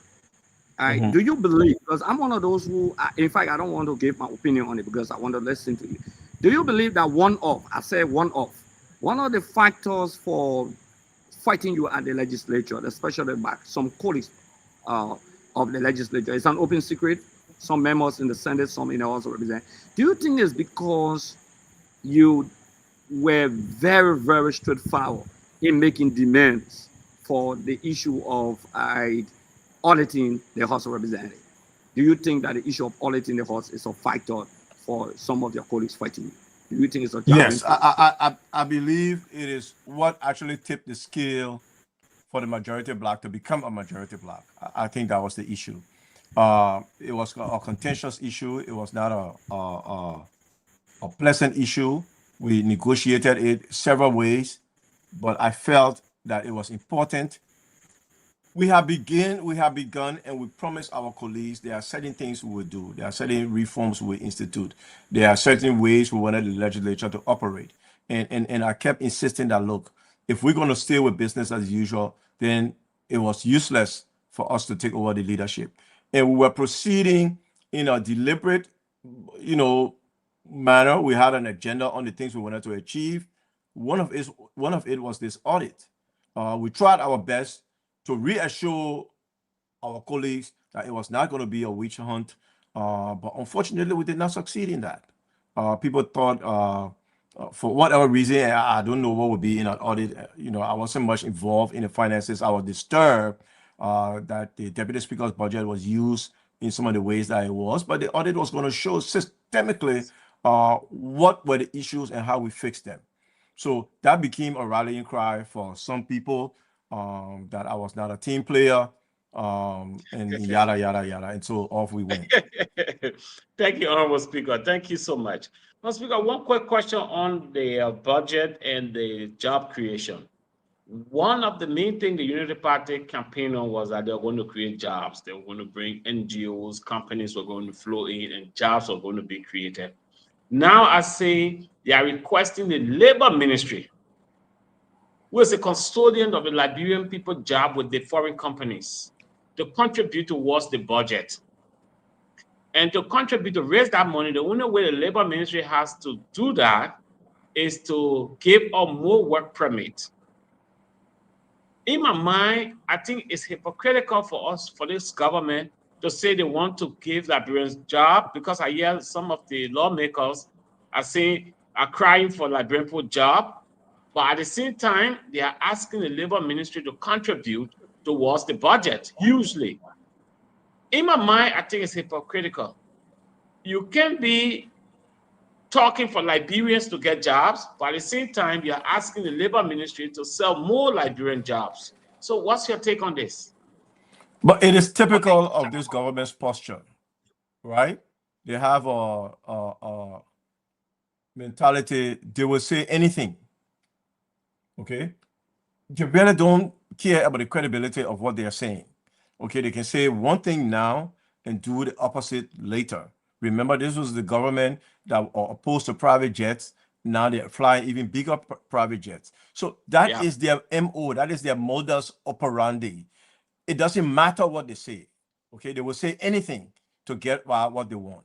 The Labor Ministry program should be geared more towards ensuring that Liberians are hired in good quality private private sector jobs than in raising money for government revenue. So it just don't make sense. Wow. It just don't make sense. Thank you. Thank you, Honorable Speaker. Akara, so on to you. Yeah. Honorable Speaker, thank you very much. And those of you listening to us, we are on Athena Radio in Barclayville, Grand Crew County. We are also on Radio Banga in Bon County. We are also being relayed by Radio Wolokisi in Lofa County. And there's another station I'm hearing that is relaying us in Magibi County. If you are listening to us, this is our former speaker, Honorable Councillor J. Fonati Koffa, representing the people of Grand Crew County. We have him as our guest, and we'll be moving to the second thematic concern of the economy of the country. Honorable Speaker, you've called on your colleagues to reject the rental deed. Why? So, Akaras, the first thing my antenna went up when I heard Oranto, because I remembered the big controversy when Oranto were here the last time.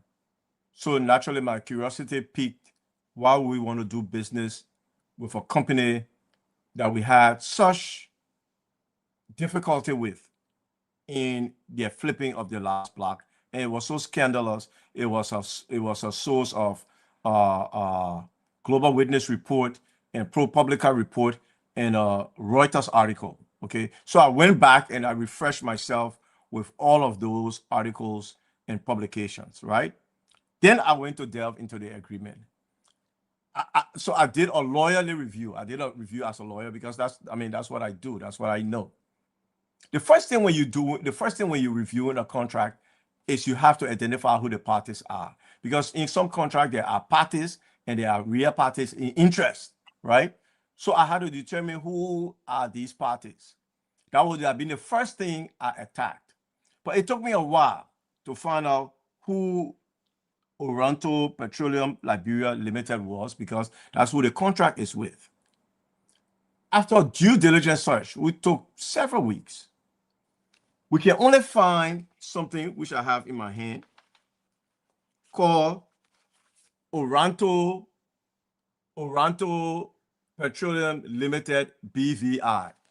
Now, some of the public will say, oh, that's a technical issue. It's not, because each company is like what we call a legal person, right?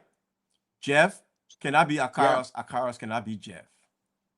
So then my question is, who is this Oranto Liberia Limited, and why Oranto Petroleum did not just do the contract like they did in the past?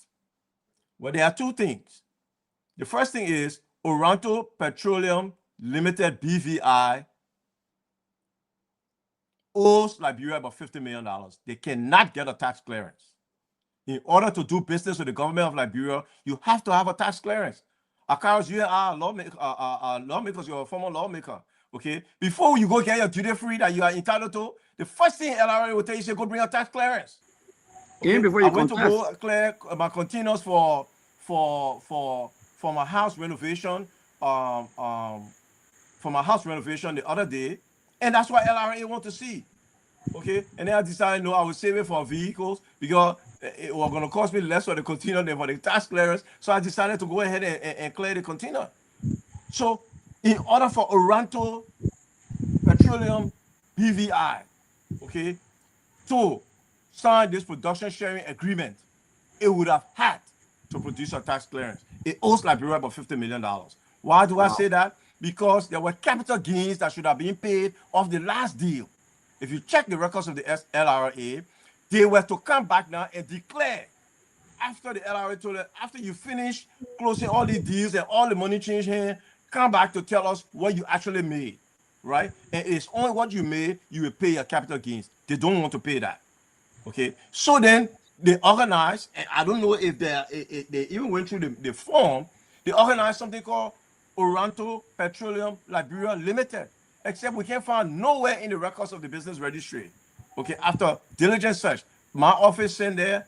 I got two other law firms to go there. I got other people to go there. They said there is nothing. The only thing we have on our record is this BVI. So then in my mind, it doesn't exist. So you are signing a contract now with something, with an entity that does not exist. Now I saw the testimony of the Nukal man who said they were registered in September 2025. I would like to see that. I know they can manufacture anything. Don't get me wrong. I'm not naive to think that they can go back and backdate a document. But I'm telling you that it was not there at the time. And it's not there. Okay. So I would like to see what is there or what they're going to bring forth to show that Oranto Petroleum Liberia Limited is a real company. That's the first thing. Yeah. Honorable Speaker. But wasn't this company issue, wasn't it in August? Wasn't the document signed in August? Yes. Well, hold on. Let me check my dates. Yeah, the information that I've gathered is that the document was signed in August.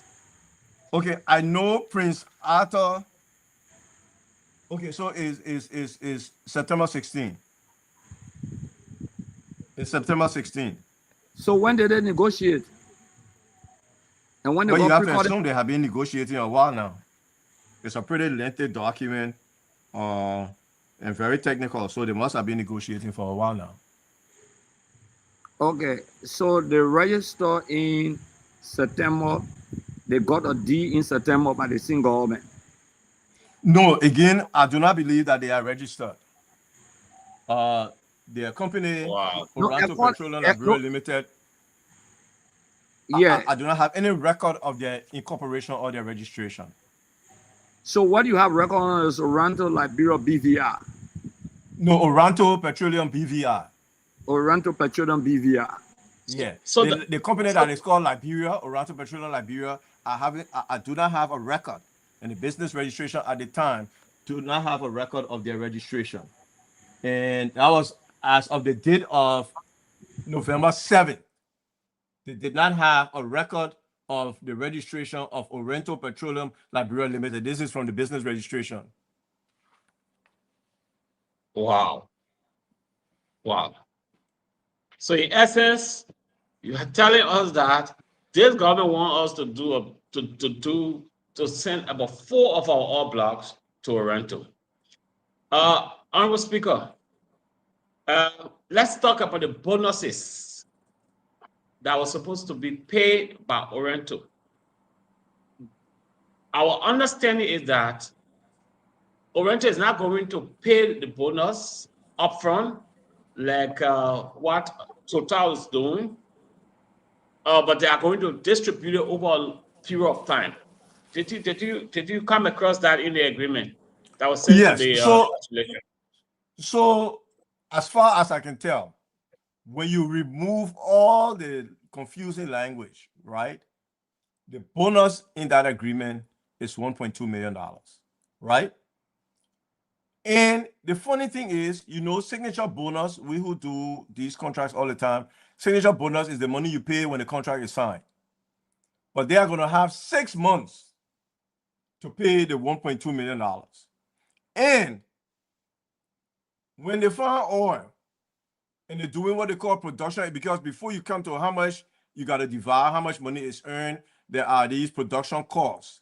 You can take your signature bonus and put it in your production cost. Okay, so in essence, it's free. I mean, that is something I can credit $1.2 million from a bank and wait till we flip and get that money back. So it's no bonus. The other thing they said is, oh, this other bonus when you purchase the data. This is a very, very foolish nonsense in there, because then that's not a signature bonus, because it's contingent upon the happening of an event, right? When you buy data. So then my question is, did you not buy data? Did you get these oil blocks and you come and invest hundreds of millions of dollars in Liberia offshore and you didn't buy it? What data did you use? Honorable Speaker, a quick interjection before you read to the data. I know you're on fire. Let's go back to the signature bonus, then we'll go to the data. Okay. The citizen-led administration, from my understanding, left the signature bonus between $8 to $10 million. Why do you think the Unity Party government has brought down the signature bonus to $1.25 million, as opposed to the $8 to $10 million that were left to say this would be signature bonus? Why is it now at $1.25 million for Oranto? Okay, remember the CDC-led government did not negotiate with Oranto. CDC-led government was talking to and negotiating with ExxonMobil that would have brought signature bonus between 8 to 10 million. When the government decided to walk away from ExxonMobil, an American company that has capacity to do deep water drilling, they went to Oranto. Okay, for whatever their reasons were. And that's Oranto's terms and condition. The signature bonus will pay $1.2 million and you give us 6 months to pay it. Okay, but then our understanding is that before you come to the data issue, that, for us, we're out there and we're listening a lot. People are concerned that Arthur Ezeya has some relationship with not just President Boyka, but the Unity Party administration. Do you think that this is a kind of a payback economically for a campaign support towards the Unity Party? Have you heard that, or what's your opinion? I don't want to speculate on that because I actually don't know. I mean, I've heard the same thing, but it certainly raised in my mind as a lawyer. It certainly raised a vexing problem. Number one, why would you leave ExxonMobil and go to Oranto? what was the discussions with Oranto? Why is Oranto Petroleum, BVI, not the party in interest? Instead, is a non-entity called Oranto Petroleum Liberia. All these things raise issues and raise questions that bring out what the real motives are and what the real deal is. But as to what it is, I can't speculate on that. So we can go on the data issue. Yeah, so I was saying that they have not, data is expensive. And one of the ways Cllr make money is to sell the data. Okay? Oranto didn't buy no data. They testify that, they bought data 10 years ago and the data represent the whole block. That's all of that is pure nonsense. Okay? Because the blocks you bought the data for are not the blocks you are now procuring. You need to buy data for those blocks. And it's serious. I mean, you come and invest millions, maybe $1 billion. You don't care about the data to make sure that, okay, the data I got was about 10 years or 15 years ago. Now let me get the new data that is available. You don't care about it, so that it will give me a scientific, it will give me to a certain scientific certainty, okay, that what I'm investing in reasonable exists. You never bought it. Then we say you can pay a signature bonus if you buy data. He's not going to buy no data. He already got it all blocks. Why would he buy it now when he intends to flip it? He does not have the capacity to develop these oil blocks. So his only thing, and we know he's going to do it, is to flip it. My critics, when I first started on this journey, and the reason why, let me just explain, the reason why we started to go to Facebook again, we do not control the legislature, and we do not control how our communications and stuff, and we did not want to be confined to the workings of the legislature to bring these issues out. So we took to our Facebook page to explain to the Liberian people in simple terms. And everybody went up in arms. That, we're bitter. We didn't know what we're talking. We're misrepresenting the facts. Now, everybody is coming back to say this deal is wrong. Koffa, it's absolutely wrong. Speaker, with all these negatives about the Oriental deal, I personally am troubled. I'm sure that the legislature is a rubber stamp legislature. I'm sure they're going to pass this deal still. Do you have any faith in the legislature that they won't pass the deal that is very bad for the Liberian people? Because I personally believe for the president to even send that kind of deal to the House is troubling. But as it is, do you think that the legislature will pass on this deal? Based on my own vote count, if the vote were held today, I believe it will pass. Wow. Well, and why so? But I am encouraged. I am encouraged by the fact that more and more people are coming out, more and more legislators are coming out and saying, on both sides of the aisle, are coming out and saying, let's take a second look at this. Maybe it needs to go back to the executive. Wow. But this is troubling me because if this deal does not benefit the Liberian people and the government is pushing it so hard, I think it will work against this government. It will work against the government in so much way that it will turn the ordinary Liberians against the government if this deal passes through both houses.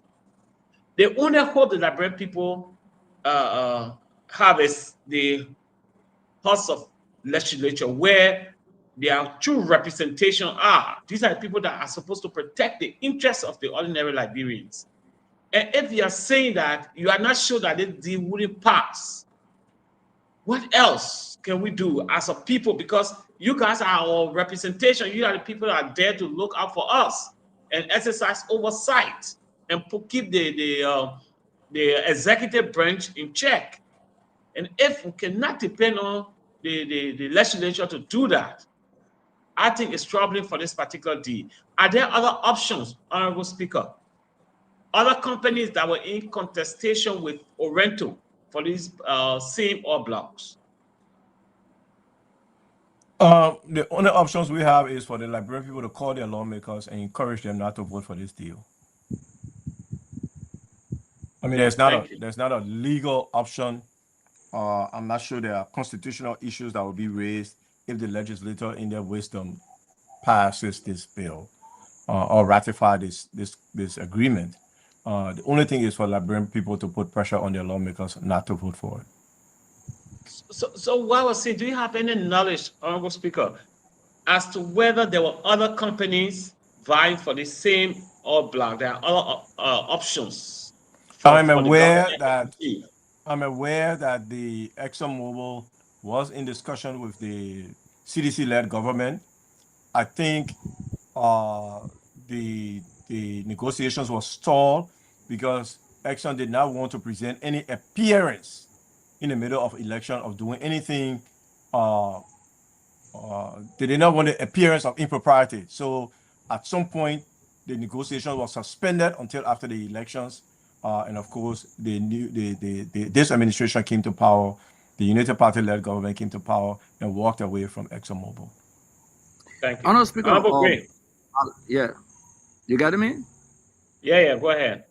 Honorable Speaker, when I listened to the NOCA boss at the hearing at the Senate, he admitted that 3 oil blocks were leased to Oriental in the past, and each cost $200,000. That is $600,000 United dollars for each of those oil blocks to be leased. And then we are hearing that those blocks were flipped for millions of dollars. Do you have an idea actually on how much those oil blocks were being flipped for by Arthur Izzy, the Oriental guy? Yeah, it was just simple. They gave it out for very little money, as is done in this case, and he goes and hustles somebody who can buy it for hundreds of millions. I mean, that's just his deal, and that's why we should be extremely cautious, and that's why we should be cognizant of the fact that it's just a flipper. Okay, it's just a flipper. The other thing about this deal, as a lawyer, I don't know which. Hold on 1 second. I think I lost my. Y'all can see me? Yeah, we're getting you. We're getting you. Yeah, we're getting you. Okay, so as a lawyer, the other thing that disturbed me about this deal, this is a national deal. This is selling or leasing a major asset of the Republic of Liberia. When you go to the signature page, right, you find Marilyn T. Logan, Director General, Liberia Petroleum Regulatory Authority. She signed. Then you go there, there's a signature that says, on behalf of the Minister of Finance and Development Planning, Republic of Liberia. What is that? On behalf of you, the Minister of Finance. You got to sign this thing. Then you go to attestation on behalf of the Minister of Justice. There's a signature that we don't know who it is. The Minister of Justice on this agreement, you should sign it because you should review it. Okay? The Minister of Justice is supposed to be a good lawyer because I don't think any good lawyer, if you go through this agreement, will take it to be worth anything. You go to the guarantee page where there should be guarantees. Okay? This is where you know that Oranto Petroleum Liberia Limited does not have the capacity to do anything. They're depending on Oranto Petroleum PLC, which is the Nigerian company, right? So the parties can say, okay, saying Oranto Liberia Petroleum Limited is nothing, you, Oranto Petroleum PLC, will guarantee it. You go to the guarantee page, there is nothing there. There is no amount being guaranteed. There is no guarantor. Who review this? There is no guarantor. No guarantor on it. You look there, the amount guaranteed is blank. So if something were to happen, Oranto Nigeria PLC would say, show us what we signed to guarantee anything. We didn't. Because a code of law or arbitration will go by what the parties wrote. Because in every agreement at the end of the day, it says only what is written here, not what was discussed, is part of this agreement. So you got on behalf of that my first time seeing a new clause in a contract, a major concession agreement with the Republic of Liberia that says on behalf of the Minister of Finance and on behalf of the Minister of Justice. Wow, that is very strange. On behalf, that's why the legislature should not even be looking at it. And the individual didn't even put a name there. At least if you say Akaras Gray on behalf of the Minister of Finance, then we say, okay, yeah, we know that Akaras Gray signed anything. Akaras come. Tell her why you signed it.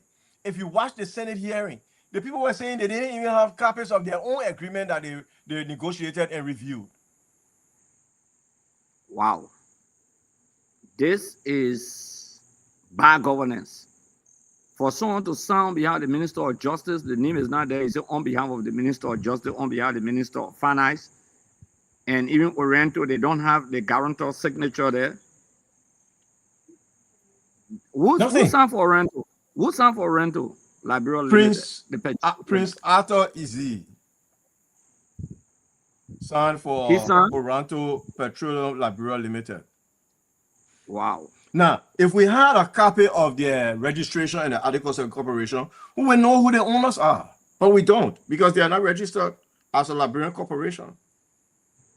I mean, I will welcome them. You know, they will go backdated. Prince Arthur Izzy signed on September 16, 2025, on behalf of the contractor Oriental Petroleum Liberia Limited. Wow. Wow. So it's just like the signing coincided with the submission of the agreement to the legislature. Correct. That is more than 4G. I think that's 200G. That generation. But yeah, we're going to the next topic now. We'll come back because we have 30 more minutes to go. Honorable Speaker, and we want to tell our listeners and our viewers thank you very much. And we're asking them to keep sharing this show because it's very important. You're making a lot of sense and making a lot of news. You know, we have friends from different news networks who are through and breaking the news on what you are saying. So the next thing we'll go to has to do with your social net fund bill. Why was it introduced? Well, as I said, Akaros, you know, every year since I've been here, since I returned in 2009, we have been entertaining and assisting folks on school fees and rent. I would say out of 10 persons who may be in my employ, I used to see 2 or 3 persons making such requests. In the last year and a half, out of 10 persons, 9 were making such requests. It was so bad. My wife made a trip to China. The pressure's on us because we got basically almost 40 employees. My wife said, look, I have a Liberian dollar account that I never touched when I was working. So it has some money in it. You know, I'm going to close that account and use the money to pay the school fees of our staff. That brought to my mind and to my attention that, look, this is a government burden, right? This is when children are not going to school, it's a burden on society. When a father cannot come home at 5 o'clock because he wants to come home at midnight, because at midnight, maybe the landlord would have left a door, he can come sleep from 12 midnight to about 5 in the morning when he leaves again, so the landlord can catch him at the apartment. When more of these things are happening, we got to look at the underbelly of what is happening. And the government can come up with all the rosy scenarios about the economy, Akaros. The bottom line is Liberians are hurting. So we said, look, rather than increase our budgets and what we can give our in-hand out, let's make a direct cash payment. You saw President Trump the other day on TV showing $2,000. Yeah. The American family, they are hurting. Government said we will send check of $2,000 to each family. During coronavirus time, I think they sent $3,500 to each family. We're a poor country. Maybe we couldn't afford it. But man, Akaros, when I look at our budget, especially now, we can afford $25 million. We can even afford $50 million. You can even take $100 million from the so-called contingency revenue, the signature bonus, and give it to the Liberians and give back, direct give back. Vouchers to schools, vouchers to landlords. So people can be able to come home at 5 o'clock and spend small time with the children before they go to sleep. So that people don't have to be stressed and worried that, hey, this rent is due. I went to my bossman said he doesn't have it. Our society, we could have majority of our citizens living on the margins, looking at us to be their benefactors. When we have a government, when we have a republic, we have a nation that is generating so much in revenue. So that is why we proposed it.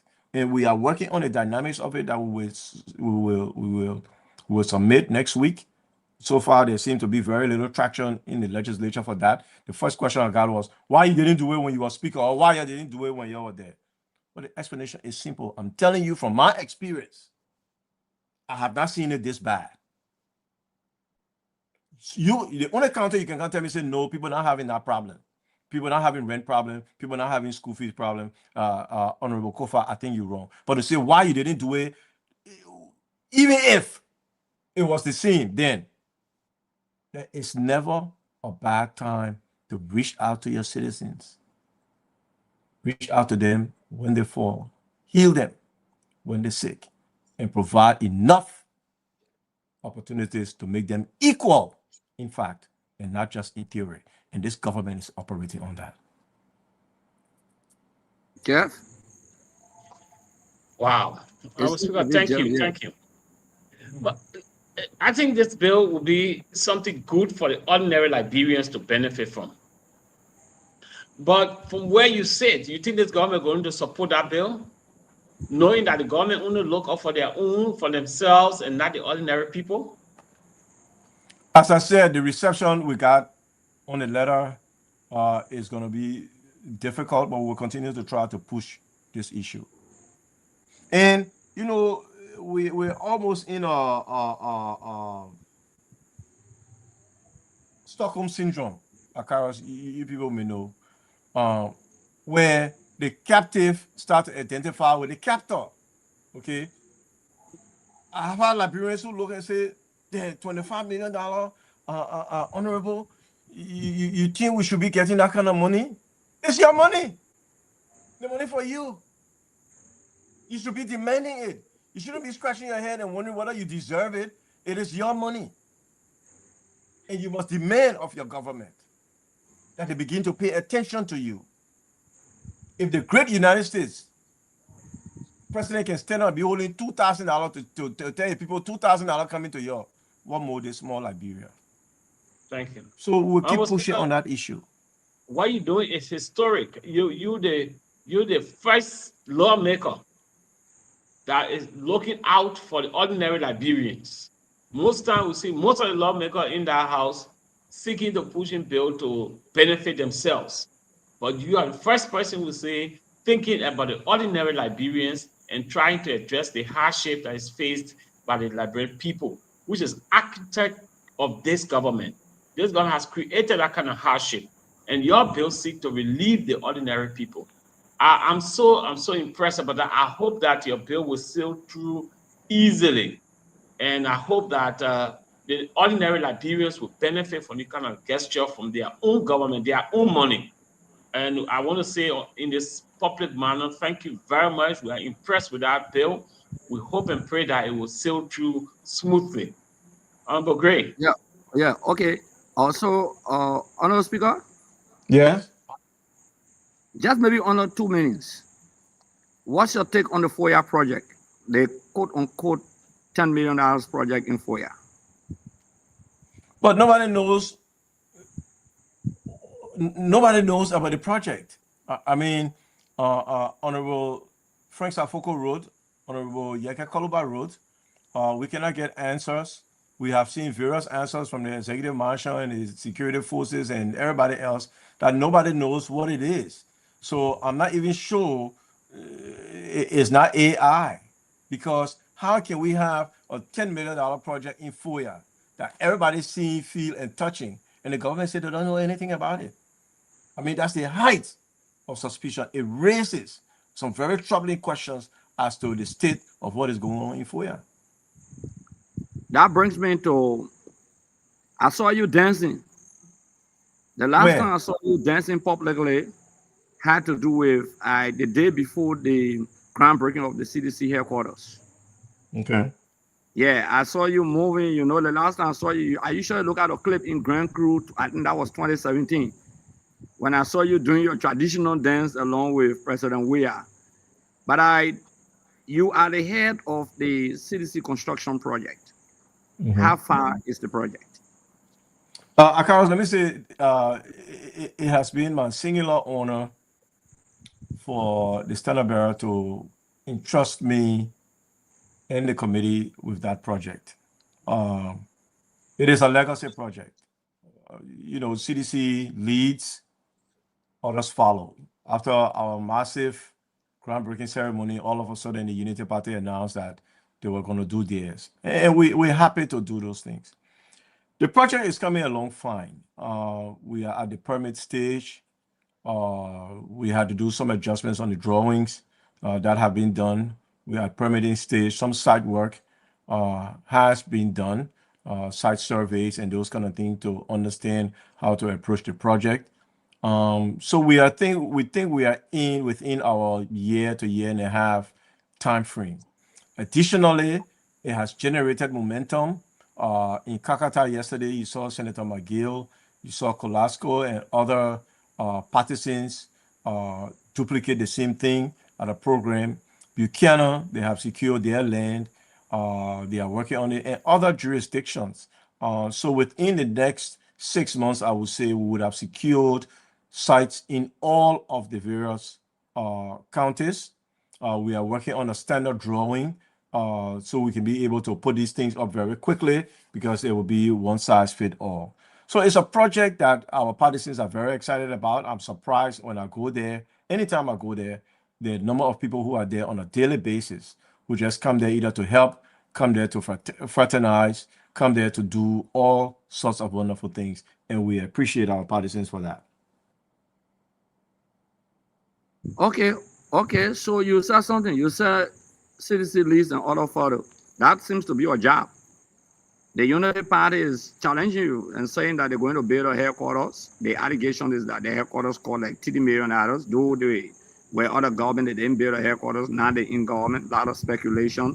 And they are vying to build headquarters across the country. And they're having an elaborate program December 6th. I know you will not want to comment on that program, but when you say with lead and other follows, exactly what do you actually mean? Look at the Unity Party track record. Anything they do, they say NCDC did it too. Okay.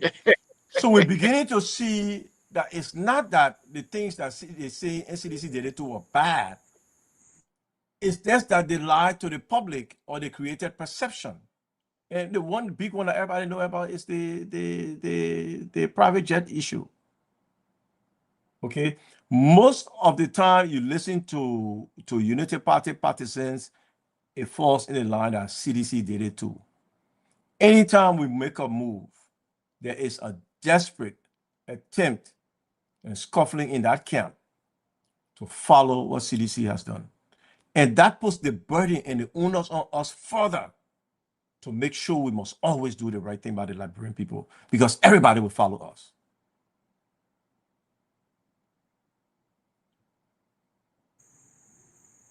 Thank you, Honorable Speaker. Thank you. Honorable Speaker, yeah. Yes. We know that the issue, let's just go on the last topic, then we'll open the line for maybe just 5 to 10 minutes for people to call in. So the last conversation is that we are coming back 2029. Are you getting Say that again? The momentum is is coming back 2029. Well, are you convinced? Are you convinced the war is now listening to you, not just as former speaker, but not just an opinion leader, but an eminent person of the CDC, so significant to the party victory in 2029? And then somebody said we should actually discuss them and make it part of the topic that they want to hear from you. Head of the construction committee, like you said, or legacy project, you are moving with this CDC momentum trying to reinvigorate the spirit of the partisan, rejuvenate them. People talk, oh, Fonati, Koffa. So we are coming 2029. What's your prediction? We are coming 2029. I think the entire country wish that we could go to sleep and wake up tomorrow and it's 2029. That is the degree of anxiousness of the Republic of Liberia citizens. Akara, I witnessed a very sad sight that took me back to 1980, several days ago, when the president of Liberia was in a bus parading a signature project and people booed at him. The day President Toba was booed at by the children at the executive pavilion, I was there. No government survives. Thank God we're not on the issue of violence now. But the Unity Party, I can predict to you, will not be able to survive in 2029. What happened a few days ago. That tells you the level of disenchantment that is happening just only 2 years into this government. And we can speculate or we can look at some scientific indicators as to why it is happening. You come to power on a very slim margin and you do nothing to reconcile the country. You develop an angry mindset. Start going after your political opponents for some of the same things you are doing. You're running behind people because they spend money in NSA. You're doubling the NSA budget. You're running behind people for off-budget spending. You're spending off-budget. You're running behind people for assets. You're acquiring assets. So people look at this and say, wow, these guys lied to come to power. And the disgust and disenchantment from the public, I have never seen before, because each government always have a honeymoon period. The CDC government had a honeymoon period for almost 4 years. Yeah. Everything George Weah did was gold. But 2 years, you managed to deeply divide the country in a partisan fashion that everybody now is taking aside. I've had many guys who used to tell me before, my man, in your politics business, politics not good and this and that. I've had those people stepping up to me now and say, my man, I will join CDC. My man, I will support CDC. My man, I don't like what's happening. And you know when was the turning point of that? When the world watched as the police, the Gestapo, went on the CDC compound on an eviction notice and started to destroy and steal personal property. That singular act, for a lot of reasonable Liberians, was the turning point to say it's time for a change of government. 2029 must come and must come quick. That's why we say Weah is coming back. Now, you will see on December 6th or whenever they do anything, you will see crowd. Yeah. When you pay them, when you boss them, when you feed them, they will come. Akaras, we're getting credit for, oh, y'all did well in the organization of the CDC program. Yes. Structurally, the committee did well. But we did nothing by way of mobilization. The youth league called their people. The auxiliaries called their people. The very announcement, the excitement, and the enthusiasm brought the people you saw out there that day. Very organized. And thank God there was no police interference, because if the police were there, they were going to find an excuse to disrupt the program. With that amount of persons and no police, you saw how organized it was that day. The people are anxious. We want to go to sleep and wake up tomorrow in 2029, because we cannot stand no more of this government. That is why we can say to you comfortably that Weah is coming back. Yeah, wow. When you said when you pay them, when you boss them and you feed them, I mean, you pay them, put them on the bus and feed them, they will come. Yes. Because Yes. the people are hungry. Yeah. And you know in the mind of most Liberians, anything you let about the doors that their money. So they will go for some of their money. And General, I'm understanding that they are also threatening civil servants to make sure they attend that program. If not, they will be fired. Yeah. How Okay. about that? Yeah, and you said something, honorable. You said the police is just that poor. It reminds me of the police under Adolf Hitler. Yes, it reminds me a lot about the police under Adolf Hitler, the former German dictator.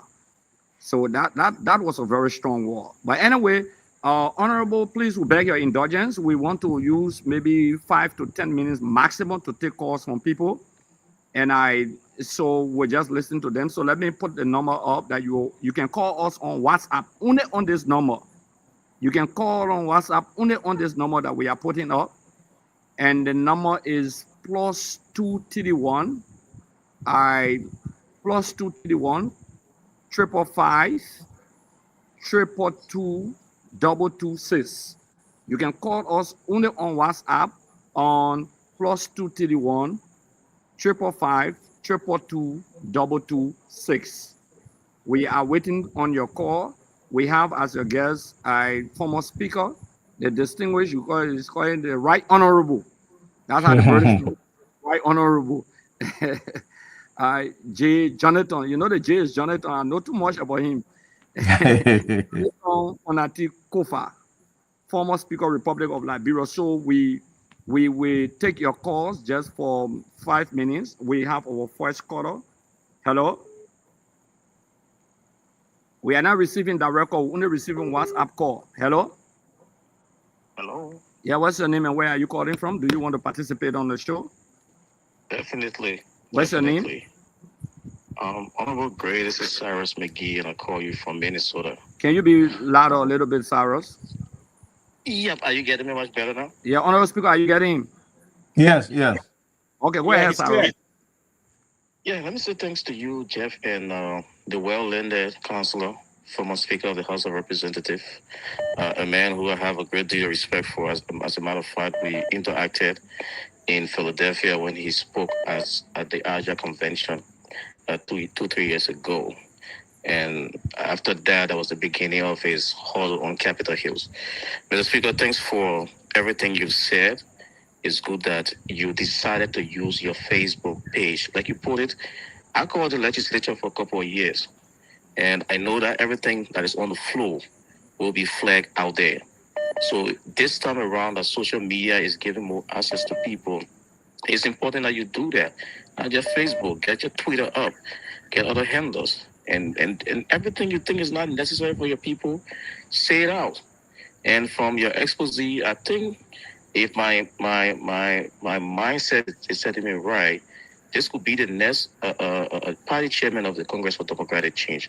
It will add a great deal of respect and have leadership to the party. And just before I go on, but Gray. Yes, Cyrus, you have just 30 seconds. Yeah. Like I posted until I listened to William Pay today, and he says something. Jeff also spoke about it. Until you can take that line of budgetary stuff from the Ministry of Labor, the immigration on the seal of work permit, resident permit, our people will continue to suffer. Those people will continue to bring their people into the country. The Labor Ministry will sell those work permits because they feel that's how they can contribute to the budget. Okay. Thank you very much. Yeah, we just have 1 minute for each person. Thank you very much. Thank you so much. Thank yeah, you so kindly. And a former journalist, Cyrus McGill. And hello? Hello? Yeah, your name, what are you calling from? Yeah, just Walker calling from Virginia. From Virginia, USA? Yeah. Okay, you want to contribute on the show? Yeah, for disclaimer, and from the MPP, I was part of the coalition that brought President Nguyen to power. Okay. And for me, I have taken a balanced approach to how Liberia should move forward, void of partisan politics. And to the studio guests on our Koffa, I have a lot of respect for you. And I pray that your kids goes frivolous and you and your family be in peace. But I'm a little bit disturbed about this whole oil thing. And I'll be very honest with you, I would say in loud that you can recall me, do anything you want to do. If I have money, I would just overrun that country, put it under control. No, please, please, No, please. I'm serious. We want no coup d'etat yet. No. I'm speaking as a private citizen. I'm not speaking Yeah, as a no, I understand you, but we don't want to use our platform to call for insurrection. Okay, yeah, please, thank you. You can go ahead, but please don't call for insurrection. How can someone like Arthur Easter even be given a chance to be listening to Liberia? To be honest with you, I agree. The executive blunder on this. For the legislators, for crying out loud, they are in majority opposition. They want to ask them they really have opposition. How in this world can Arthur Easter be even listening to? Arthur Easter could have great Jay for the money they owe for the first time. Thank you very much. We're going to take another caller. We are sorry, we got to take another caller. Hello? Hello, Honorable Gray. Yeah. What's your name and where are you calling from? Do you want to participate on the program? Yes, sir. My name is Lucien, calling from USA. Yeah, which part of USA you calling from? Calling from North Dakota. Okay, you can go ahead. Yeah, thank you, Mr. Gray. And I want to say thank you to the panelists. And I want to say thank you to Honorable Koffa for his time taking to come and talk to the Liberian people. You know, I don't have much to say, Mr. Gray, but I just want to say thank you to the Honorable Mr. Koffa, because this is what we were lacking in 2023. We need our people to always take upon that time, at least to talk to the Liberian people, Mr. Gray. I think there were some of our lapses in 2023, so I want to commend the Honorable for taking his time on this Sunday day to come and talk to the Liberian people. Okay, thank you so very much. We have the line is very hard. Hello? Hello. Yeah, what's your name and where are you calling from? My name is Boyma One, and I'm calling from Louisville, Kentucky. Okay. Yes, and I want to say thanks to the former speaker. Kentucky, speaker USA, Koffa. Right? Yes, sir. Okay, you can go ahead. And I'm a very big admirer of the former speaker. And I want to say thanks, Honorable Speaker, former speaker, for your service to Liberia, and continue to stand strong for the Liberian people. We are looking for leaders like you, and I hope the CDC can even look into it and making you the next chairman, because that will drive a lot of people to the CDC. Okay, thank you. We got to take another caller, sir, please. Okay, thank you. Yeah, hello? Hello? Hello, caller? Yeah, my name is Martin Willie, and I call from South Korea this morning. You call from what, South Korea? Yeah. Okay, you can go ahead. Yeah, I just want to tell the speaker, thank you very much. Can you call your name again, please? My name is Martin Willie. Okay. Yeah, I just want to tell the speaker, thank you very much. Those guys made me cry last time when King Cllr entered in the speaker office. Yeah, but I want to say the speaker then they should try to bring the opposition together. Then they try to bring the opposition. Wow, we lost the caller. We'll get another caller. Hello? Hello? Hello? Yeah? Yeah, where are you calling from? Hello? Oh, not getting it. Hello? Hello? Oh, we're not getting this caller. Hello?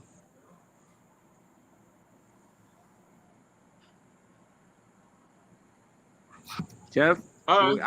Yeah. So, I'm agree. Yeah. Okay, so we gotta give the speaker enough time to close up. Hello? so that we got a few more minutes to close in. So yeah, Honorable Speaker, we want to say thank you. I see in the comment section more. Hello, Jeff. Yeah. Let's just take this question. Hello.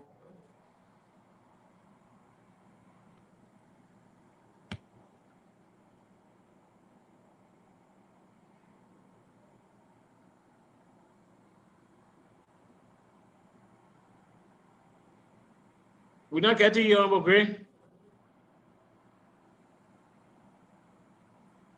General.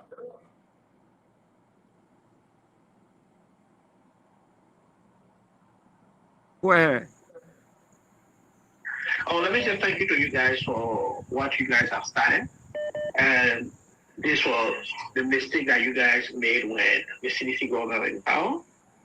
Yeah, I felt to myself that you guys felt so relaxed and felt that you had people on your side.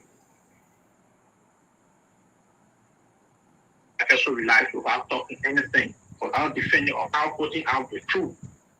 Today, you guys are in opposition, and then you guys are now saying to try to open it like people's eyes. And I think this is something that you guys should have done when you guys were in power. But nevertheless, let me say thank you to every one of you guys, and also listening. I thank you listening to Brandon Kuluba, who knows me very well, also putting out some stuff. So keep it out, and we hope that 2029 we can resurrect. Thank you. Thank you very much. Thank you very, very much. Okay, so we'll take 2 more callers and then we'll call it a day. Just 2 more callers. Okay. Hello? Yes. No, we're not taking direct calls, please. Hello? Hello? Yeah. Yeah, are you calling to participate? Yes, sir. What's your name and where are you calling from? And he's even. Can you be loud? Can you be audible? Because there's a local call. We want you to be loud. Hello? Yeah. You say your name again? Let me. Eventually, you council chairperson. Yeah, can you speak? Can you speak now? We listen to you. Let me say hi to the former speaker of Koffa. General, say thank you for creating the Liberia Actions TV.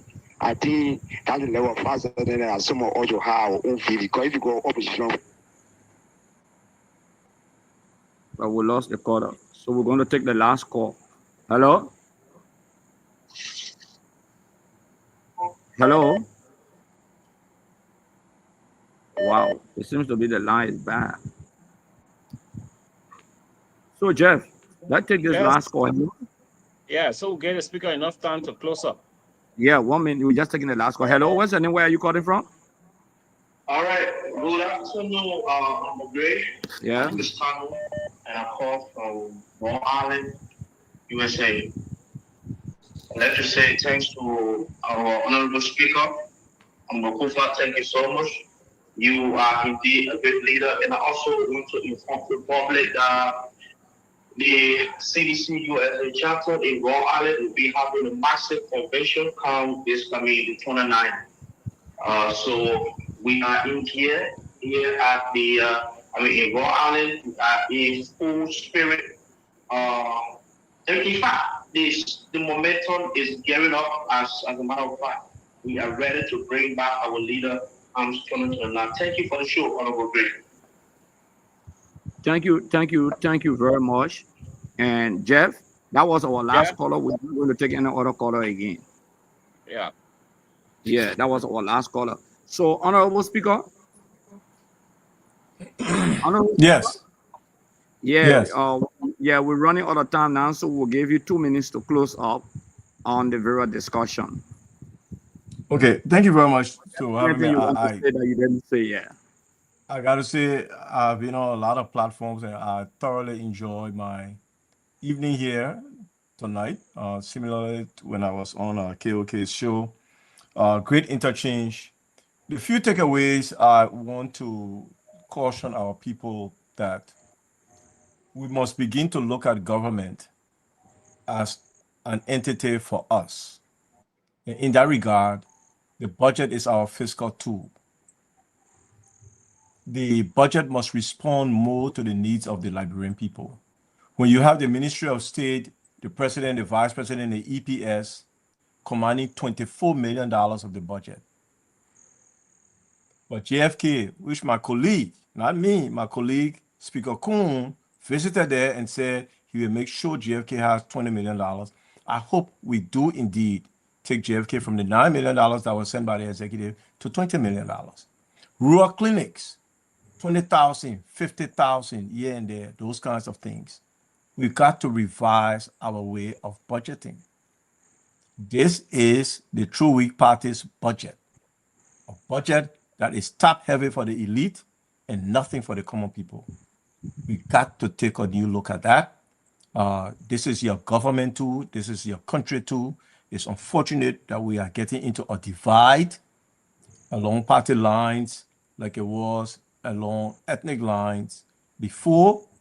It's no longer country Congo.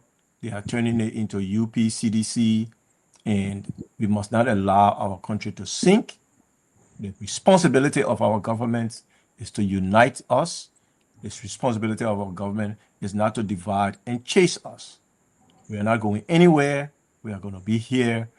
We think this government should do the right thing, say what they mean and mean what they say. The Oranto deal is a totally bad deal for the Republic of Liberia. It's bad lawyering, it's bad negotiation, and it's bad stewardship of our natural resource. We believe, and we are working strongly, that relief will come to the Liberian people in 2029. It's unfortunate that 2 years into this government, its performance is so dismal. So again, I thank you for bringing me on your panel, and I'll be glad to join you anytime at your request. Thank you very much. Thank you, Honorable Speaker, and we see you have a wonderful Sunday, a wonderful night with your family, and thank you for coming. We really do appreciate it, and we hope to have you next time. Thank you very much. Thank you very much. Thank you, Honorable Speaker. So, Jeff. yes, to our listeners, Jeff. Thank you. Jeff, that's our closing statement because we can't run into the other people's time now. Yeah. Yeah. So I just want to close quickly. To our listeners, the reason why we cannot take local calls is because we don't have another phone for the direct call. We will make that phone available probably next weekend. And we're still encouraging our people in the diaspora to support the show and help us to reach in the 15 counties.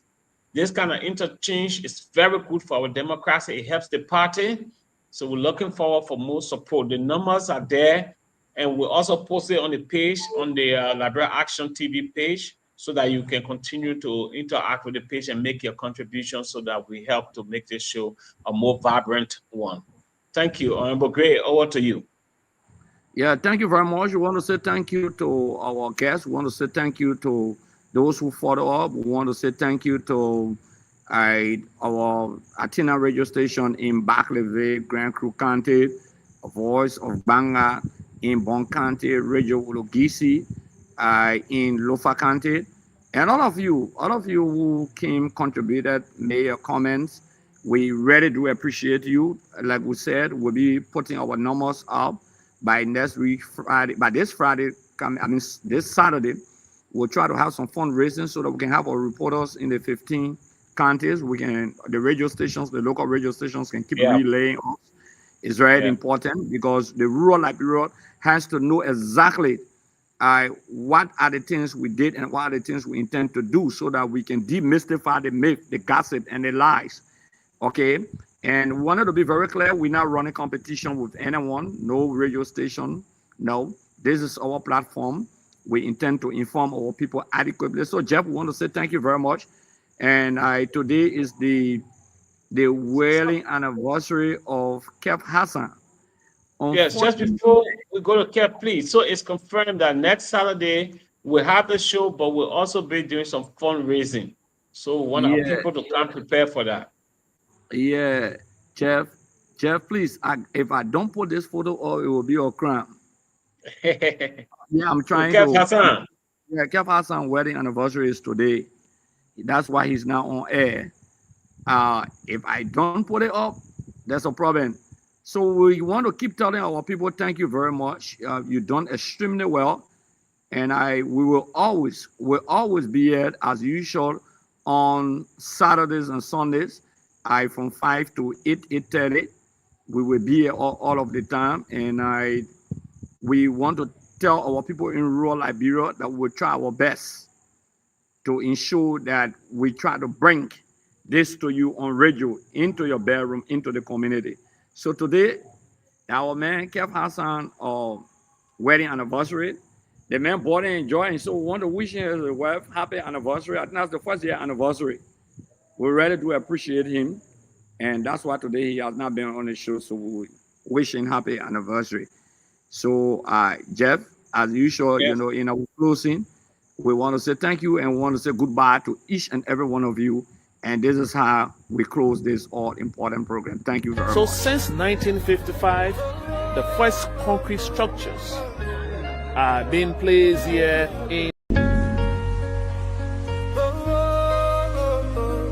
Pipeline Road, Chubor Road, Rehab Community Corridor, Small St. Michael Town Hall Court, the Patient Shop, Dry Rice Market to Johnsonville, Doe Community, Claratown Road, where there was no road since independence, Bartonsville to Keba to Dixville,